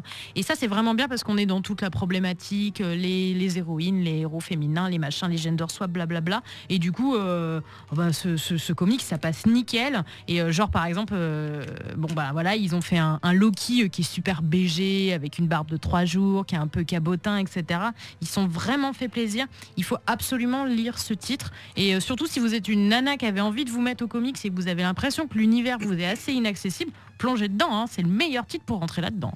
Je me souviens du combat contre Absorbing Man qui est hilarant, puisqu'évidemment tous les méchants et même tous les gentils ils sont là en train de dire ouais mais rends-nous le vrai Thor et tout, et elle leur casse complètement la gueule. Absorbing Man il s'en prend plein la tronche, c'est jouissif, c'est vraiment du très très bon comics quoi. Du coup, on va passer à l'ultime revue de ce soir. Il s'agit d'une autre série qui, on va dire, est issue de Secret Wars. Il s'agit de Extraordinary X-Men, qui a commencé avant la fin de Secret Wars, donc qui était un petit peu dans la panade, en révélant certains sorts de certains personnages qui sont pas morts et qui auraient dû mourir. Non, c'est pas exactement ça. Ce qui se passe, c'est qu'il y a eu un time gap entre le premier Extraordinary X-Men et la fin de Secret Wars. Et il s'est passé des choses entre temps qu'on n'a même pas vu en fait. D'accord. Ça se passe 6 mois dans le futur. Écoute, moi les X-Men c'est quelque chose de très précieux pour moi parce que c'est mon premier comics. Les comics de Byrne de X-Men c'était vraiment un truc fondateur. Je suis très attaché aux X-Men. Le comics préféré de tous les temps ou pas? Laissez-moi troller. Laissez-moi. Désolé, hein. Moi je vais te dire pour moi, c'est juste un side note, il y a jamais rien eu de plus beau que les X-Men piégés dans le Murder World dessiné par Byrne et Claremont. Je pense que c'est mon premier fucking comics et c'est un des trucs les meilleurs du monde quoi. Bon, et alors Extraordinary X-Men, on descend vraiment de beaucoup en termes d'ambitieux, puisqu'en fait c'est écrit par Jeff Lemire et dessiné par Ramos. Grosso modo, le problème des X-Men, c'est qu'ils ont besoin d'une grande thématique pour exister. Ils ont besoin d'être haïs par le monde. Et en général, c'est ce qui leur arrive tout le temps. Ils sont haïs tous les jours que Dieu fait depuis 1963. Et super destin quand même. Et ils ont besoin d'une thématique globale. C'est ce qui est arrivé avec Grant Morrison quand il est arrivé. Il a mis des axes très très importants dans les X-Men ils ont fait qui ont fait son run. Mais aussi, c'est les plus grands runs ont une idée générale. Là, l'idée générale, elle est à Yesh. C'est une idée éditoriale un peu nulle qui leur a dit bon, le Terrigan Mist, alors je vais être un peu technique, c'est un truc dans le monde des Inhumans, et il y a eu le Terrigan Mist partout dans le monde, et grosso modo les mutants, et ils peuvent plus, alors ils le disent dans le numéro 1, mais déjà dans le numéro 2 ils se contredisent, ils ne peuvent plus procréer, et donc il n'y a plus de nouveaux mutants, donc la race est à nouveau condamnée, tout ça. Et évidemment, pourquoi ils ont fait ça, c'est que les Inhumans, ils essaient de les mettre méga en avant, parce que pour eux, ils ont les droits sur les Inhumans. Ils ont fait des trucs avec Agent of Shield. C'est grosso modo, c'est leur nouveau mutant pour Marvel. Et les X-Men, je te coupe, mais est-ce que ça a à voir avec la volonté d'enlever Fantastic Four, tuer Wolverine? Parce que je pose vraiment la question honnêtement. Oui, alors oui, c'est clairement lié à cette volonté, mais en même temps. Faut pas oublier qu'il y a encore 5 autres titres X-Men en même temps. C'est pour ça que... Donc ils font le double truc, ils les mettent vraiment en dernière roue du carrosse. Et ce qui est complètement con à mon avis, parce que Inhumans, ils ont lancé All New Inhumans, ils ont lancé Uncanny Inhumans, qui sont presque des titres lisibles, mais dont personne n'a rien à foutre en fait. Je veux dire, tu regardes les ventes, forces en fait. Non mais ils y vont avec au chausse-pied quoi. Ouais. Et les gens, non, et ça ne marche pas en fait. La dernière fois qu'il y a eu un run intéressant d'Inhumans, je devais être mineur. Non mais wow. Mais genre peut-être le run de Paul Jenkins, tu vois, qui était à l'époque, mais qui était vraiment bien. Mais Inhumans, c'est des très bons sidekicks de FF, c'est des très bons personnages secondaires, et du coup ils essayent un peu ils me foutent du Inhumans partout en ce moment. Et les premiers touchés, c'est X-Men, puisque la thématique de base ne tient pas, puisqu'on te dit alors ils sont stériles, mais alors ça ne fonctionne pas en termes de comics, ça ne fonctionne pas en termes de thématique globale. C'est pas un danger quoi, c'est pas. Ouais, tu sens pas un danger, alors que et c'est trop proche aussi de No More Mutants de Scarlet Witch à la fin j'ai eu il y a pas si longtemps. À la fin de House M. C'est vraiment trop proche, c'est pas assez intéressant. Ils vont rien en faire, et tu sens déjà que les auteurs le nient, et dans les autres titres X-Men ils l'abandonnent. Et pour revenir plus spécifiquement à Extraordinaire X-Men, c'est l'histoire de Storm qui est en train de monter une nouvelle équipe, et elle monte. Elle s'occupe de l'école, et pour être plus en sécurité, elle décide de mettre l'école dans les limbes, parce que c'est bien connu, on est safe là-bas. Et alors pas toute seule, il y a Magic qui a des pouvoirs. Et du coup, elle monte une équipe vraiment les classiques X-Men, c'est-à-dire, et comme il n'y a pas eu Wolverine, alors ils ont récupéré Old Man Logan de Secret Wars. Il y a la Jean Grey, mais c'est la Jean Grey adolescente du passé qui vient de All New X-Men. C'est ça, Et ils récupèrent Nightcrawler, ils récupèrent un Colossus encore plus avec barbu maintenant, méga hipster, sexe. Et j'étais sûr que t'allais dire il est un peu bear, un peu bear et tout, il vous fait craquer, je sais. Et donc il y a sa sœur et tout. Et par contre, à partir de là, ça se laisse lire, parce que c'est vraiment très claremantien. C'est vraiment des aventures no PB. Ça s'enchaîne assez vite. C'est pas très ambitieux, parce que tu vois, par exemple, un des premiers méchants, c'est Mr. Sinister. Mr. Sinister qui est un ennemi un peu grotesque, peu classique, qui revient toujours grotesque, avant le gros boss. C'est vraiment le côté grotesque des années 90, je trouve. Et un jour, Kieron Gillen est arrivé, il a fait un truc vraiment super audacieux avec Mr. Sinister. Là, c'est vraiment moins ambitieux, et en fait ce qui se passe, c'est que tous les titres X-Men sont un peu comme ça. C'est que parallèlement il y a All New X-Men qui est vraiment là, par contre c'est les jeunes X-Men qui sont coincés dans le temps, qui sont coincés dans notre époque, mais ils sont jeunes, et ils prennent un minivan et ils partent explorer, c'est vraiment c'est un road movie où ils partent explorer, et c'est vraiment il y a pas de problématique. Mais par contre, c'est du comics de flux, quoi. C'est-à-dire, il y a une histoire, et ça se laisse assez lire. Je préfère quand même voir un comics dessiné par Ramos que Mark Bagley. Mais Mark Bagley, ils sont tous les deux bons, en fait, ces dessinateurs, mais ils sont au maximum de leurs possibilités. Ils feront jamais mieux que ce que tu vois là. C'est pas du grand comics, c'est pas un très grand X-Men. Et à côté, ils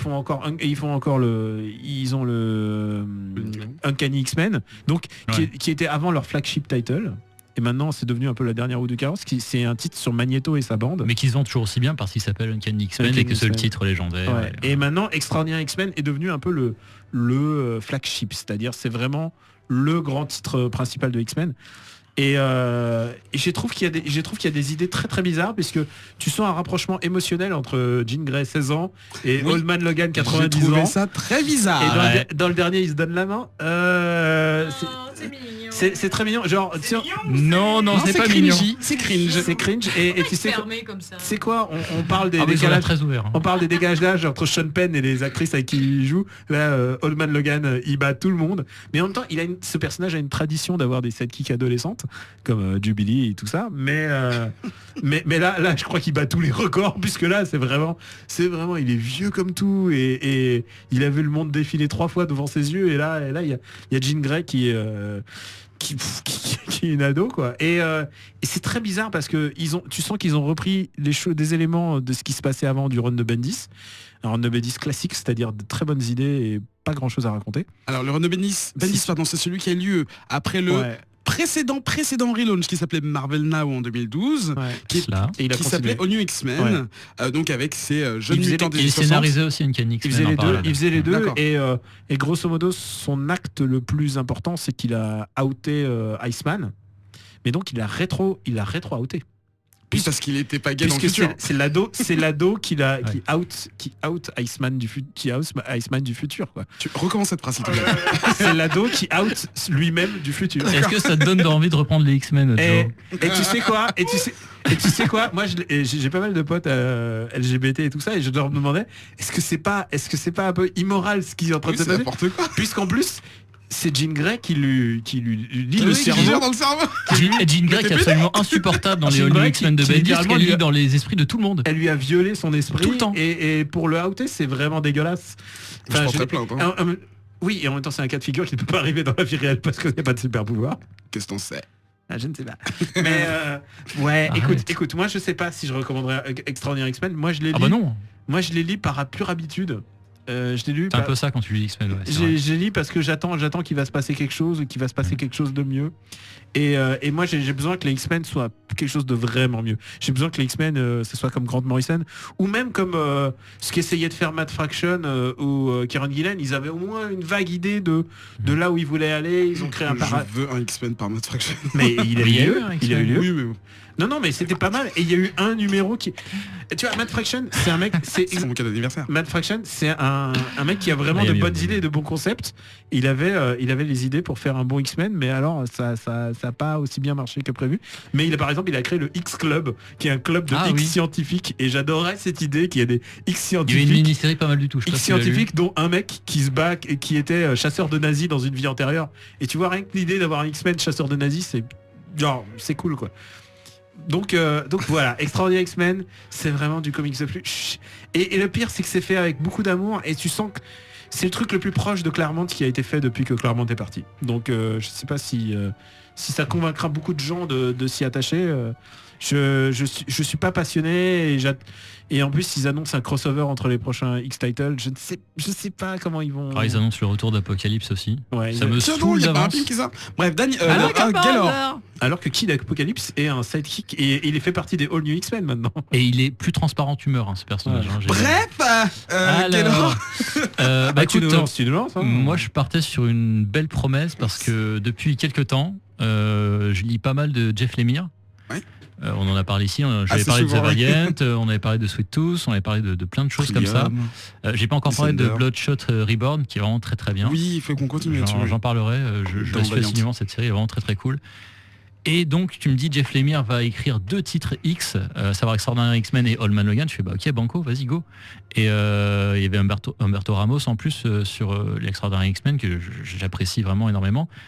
Et en fait c'est Daniel a à peu près tout dit, quoi. C'est vraiment une déception. Enfin moi j'ai pas accroché plus que ça. J'ai trouvé que ça se contredisait pas mal entre le côté on invoque les X-Men parce que les X-Men doivent à nouveau subir une grosse menace, et cette menace finalement c'est ce qui a toujours eu lieu. En gros, les gens ont peur d'eux, voilà, et ils sont pas beaucoup. Ah, super les mecs. C'est toujours. Oui, voilà, sont toujours. Ça manque de en ligne décrépitude. directrice, c'est vraiment ça. C'est que le outline, comme on dit dans le milieu, il est vraiment très très faible en fait. Ça manque d'un truc alors que alors, pour prendre la dernière fois que les X-Men ont été vraiment brillants, c'était Grant Morrison. Dès les 3 premiers numéros, il se passait des trucs de fou et tu disais Ouais. mais putain, mais où ça va? Et là, En fait, il y a un truc, c'est que Cyclops est mort entre temps.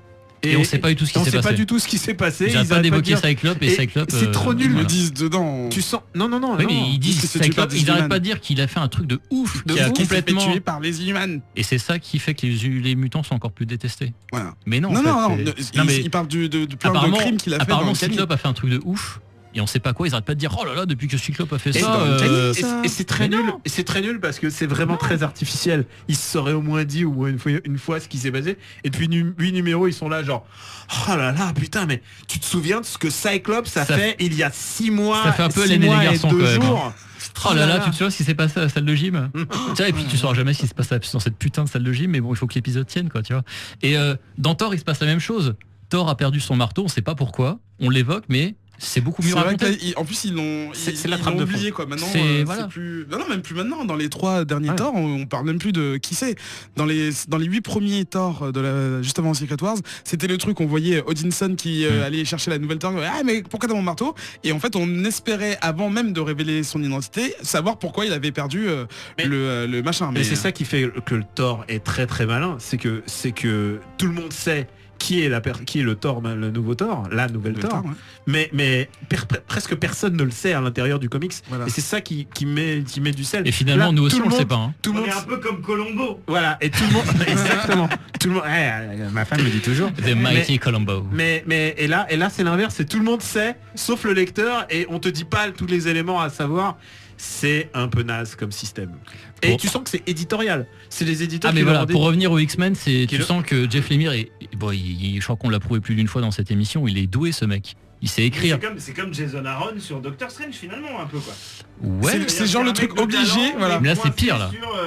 Obligé de faire des trucs un Là- peu populo et Vous savez, Mark Là Waid- tu sens, là tu sens il y a. Mark Waid qui est un génie, il était sur les X-Men, il a rien donné parce que ces mecs-là, si tu leur mets un éditeur, qui Brubaker était sur X-Men aussi, c'était qui- pas génial. Hein. ah non, c'était atroce. C'était vraiment. Mais Brubaker a commencé par des pires runs des X-Men et il l'a dit après. Bah voilà, c'est l'éditeur qui m'a dit qu'il fallait occuper 12 mois pendant qu'il se passe d'autres trucs dans l'univers X-Men. Enfin, c'est vraiment du comics d'éditeur et c'est dommage parce que ça gâche au plaisir. Alors que s'ils avaient une thématique un peu plus originale, un peu mieux trouvée, ça marcherait. Mais là tu sens que le titre est sorti vraiment par pur réflexe. À chaque fois qu'il y a un relaunch, il y a X-Men. il faut qu'il rajoute un nouveau titre Ouais, c'est X-Men. parti de la colonne vertébrale en fait. T'as Uncanny, puis il faut rajouter, bon on a rajouté All New, on a rajouté Extraordinary, on va peut-être rajouter encore, je sais pas, All New, je sais pas quoi, tu Il y vois. a All New Wolverine avec la fille de Wolverine. 23. Ouais. Et 23. excuse-moi Lucille, je cherchais pas ton prénom, je cherchais ma question. Non, bien sûr. Donc toi tu n'es pas, t'es pas forcément fan des X-Men, mais du coup Ah, est-ce si, que moi j'aime beaucoup les X-Men. J'en ai pas beaucoup est-ce lu. que c'est Peach? Bah là du coup vu qu'ils ont l'air de dire que c'est pas très bien, ça donne pas très envie. Non je sais, Ah, est-ce que ton amour des X-Men, est-ce que ça Non, transgresse? franchement, j'aime vraiment beaucoup les X-Men parce que j'aime les personnalités différentes des personnages et ce que ça peut apporter, on va dire, à un fil conducteur solide. De ce que j'ai lu par exemple, moi j'ai adoré les 4 TPB qui avaient été scénarisés par Joss Whedon qui sont juste complètement ouf parce que justement on sort un peu on a plein de personnages, on essaye de les mettre ensemble pour voir ce que ça donne, on a un vrai fil conducteur et ça marche super bien. Là ça a l'air d'être un peu de la compote quoi. Est-ce que tu as lu les X-Men de Grant Morrison Non. ou de Byrne? Non. Alors, voilà, oui, mais je alors commence par Morrison, ça. maintenant tu m'as donné envie. ouais. Morrison, je pense que je vais me les acheter. Ah non mais attends, mais c'est Excellent. fondamental pour toi. Je pense que c'est vraiment. Je pense qu'en termes, si tu veux vraiment du classique, lis ceux de Byrne, vraiment ça vaut vraiment le coup. Et si tu veux vraiment un twist moderne, Morrison. Mais vraiment, c'est 2 trucs à lire indispensables. Genre tu peux pas parler des X-Men sans ça. Tu peux quoi. pas te prétendre être mon ami, ne pas voir. Oh la menace. Ok. Pour terminer sur le run de Morrison, on est quand même d'accord sur le fait que le 3e TPB de Morrison se termine quand même un peu en cul de boudin. Et La fin dans le futur bizarre là, chelou, ouais. Mais c'est un peu what, chelou. t'es sérieux, tu me spoil un truc que je vais lire? J'ai jamais vraiment... Ah Ouais, mon dieu, moi, je l'ai relu du 15 voyage dans le fois. temps dans les X-Men. J'ai relu 15 fois et au contraire, moi, ça me paraît très très cohérent. Il y a une vraie fin limpide. Ouais, pour moi, c'est cohérent. Mais seulement au bout de la 15e lecture, du coup c'est un peu de marge. Si tu comprends exactement où il voulait en venir, ouais. Ouais, faut que je relise. Le virus, mec, le virus. Et du coup, C'est meilleur comics de tous les temps ou pas, Daniel? c'est la fin de cette Préféré de la émission. vie. Vous voyez mes doigts là, vous voyez mes doigts? On les voit. Et non, vous les sentez car ils sont dans vos fions. Alors... What? Mais non. N'importe quoi. Un peu de respect là-haut. Ça regarde. Dis d'arrêter. C'est toi le chef de l'émission. Ah, C'est t'es la devenu fin tout de rouge. cette 42e, Oh la vache. il est absolument rouge, il a Ça donné y sur est, le il est en front. train de faire une crise cardiaque, il est allongé, il Fin a de des cette- convulsions sur la moquette. 42e émission. C'est très bizarre parce Avec un doigt dans qu'on le a cul. son visage sur un écran souriant en haut à droite. Il est tout seul. Mais franchement, Et nous on a la face cachée. quel beau gosse quoi. Franchement, Joe. putain. C'est Moi, vrai, je c'est comprends. vrai. Je comprends qu'il y a des meufs qui disent oh là là Joe. Mais à comprends chaque fois que qu'il y a tu des viens, meufs tu qui dis la regardent même les chose. Mais non mais Tu à dis chaque toujours, fois, ah, il y ça a des revient. meufs qui... On le qui- baise. Bon, bah, maintenant, Écoutez. la conclusion de cette émission... La conclusion, La c'est conclusion, que de base. les effets aussi C'est ceux que sont très beaux. Joe n'est pas un cœur. On le C'est que, baise. c'est que Joe n'est pas un cœur à prendre, mais il n'y a pas de forteresse imprenable. Oh, comme tu fous la merde. C'était une métaphore sur Superman ou... Ok. Ouais, alors on peut peut-être essayer de finir Ils ont l'émission. une très grosse clé. What? C'était vachement bien comme émission. Ouais. Périscope, voilà. Putain, Ben était trop drôle cette émission. La Merci blague Ben, d'impro. bisous. Non mais Ben il écoute pas l'émission dans laquelle il n'apparaît pas. Alors, Ah, on sympa. se donne rendez-vous Ah bah, au mois d'avril. Il écoute tout alors. Ce sera le Ce sera le printemps. On va dire au revoir à nos On chroniqueurs fait bisous à Ben. de cette émission. On va dire au revoir à Daniel. Salut. Où est-ce qu'on peut te retrouver? Alors vous pouvez me retrouver sur Twitter @Kamui-Robotics. J'écris dans de nombreux journaux différents. Je parle beaucoup de jeux vidéo en ce moment. Et de Koh-Lanta. Et donc non, je beaucoup moins de déconne. Koh-Lanta, mais là en ce moment c'est la saison de Dark Souls 3. Ah. Et Jean, Tu joues là, tu l'as? Il a pas le droit de le dire. je sais pas, Il a pas le droit de le si, dire. j'ai le droit de dire, j'ai joué à Dark Souls 3, ouais. Ah oui, mais tu l'as pas encore. Non, il arrive cette semaine là. Donc voilà, plein de publications. Et surtout, je lance mon propre podcast. Oui, comment ça avec, s'appelle avec un auditeur de Comics Outcast d'ailleurs, Je crois qu'il arrête de nous écouter, mais... qui s'appelle Quix. Non, non. Faut- Non.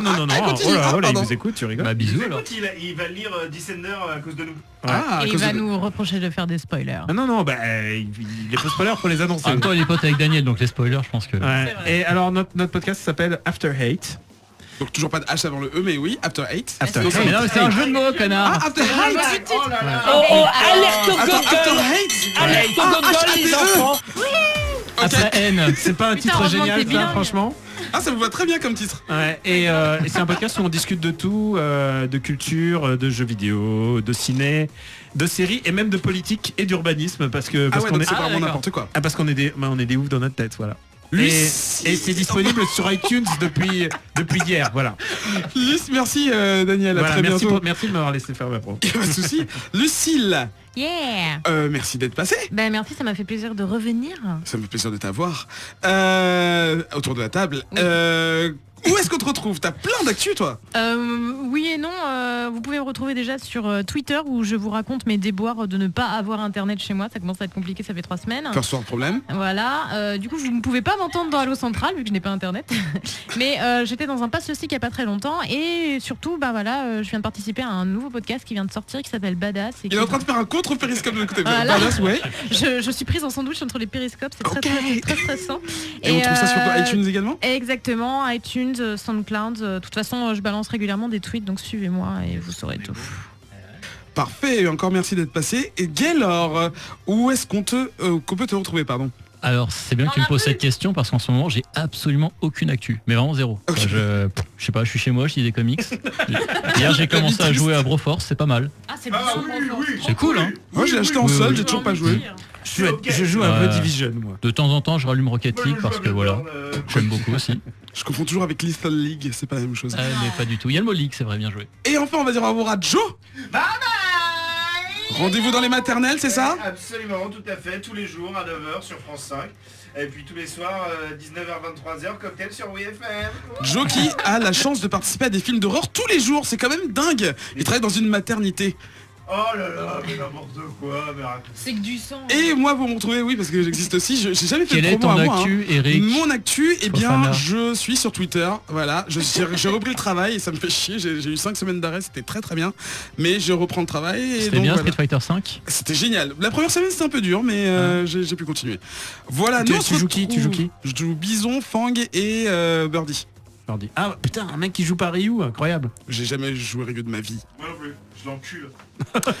Si j'avais le jeu, je jouerais Birdie. Les 10 dernières minutes ont été tellement vulgaires, c'est pas grave. Merci à tous et à toutes d'avoir participé. Merci à vous, auditeurs, continuez à faire vos remarques sur les réseaux sociaux. On se retrouve dans 2 semaines, début avril. À très bientôt. Bye. Ciao.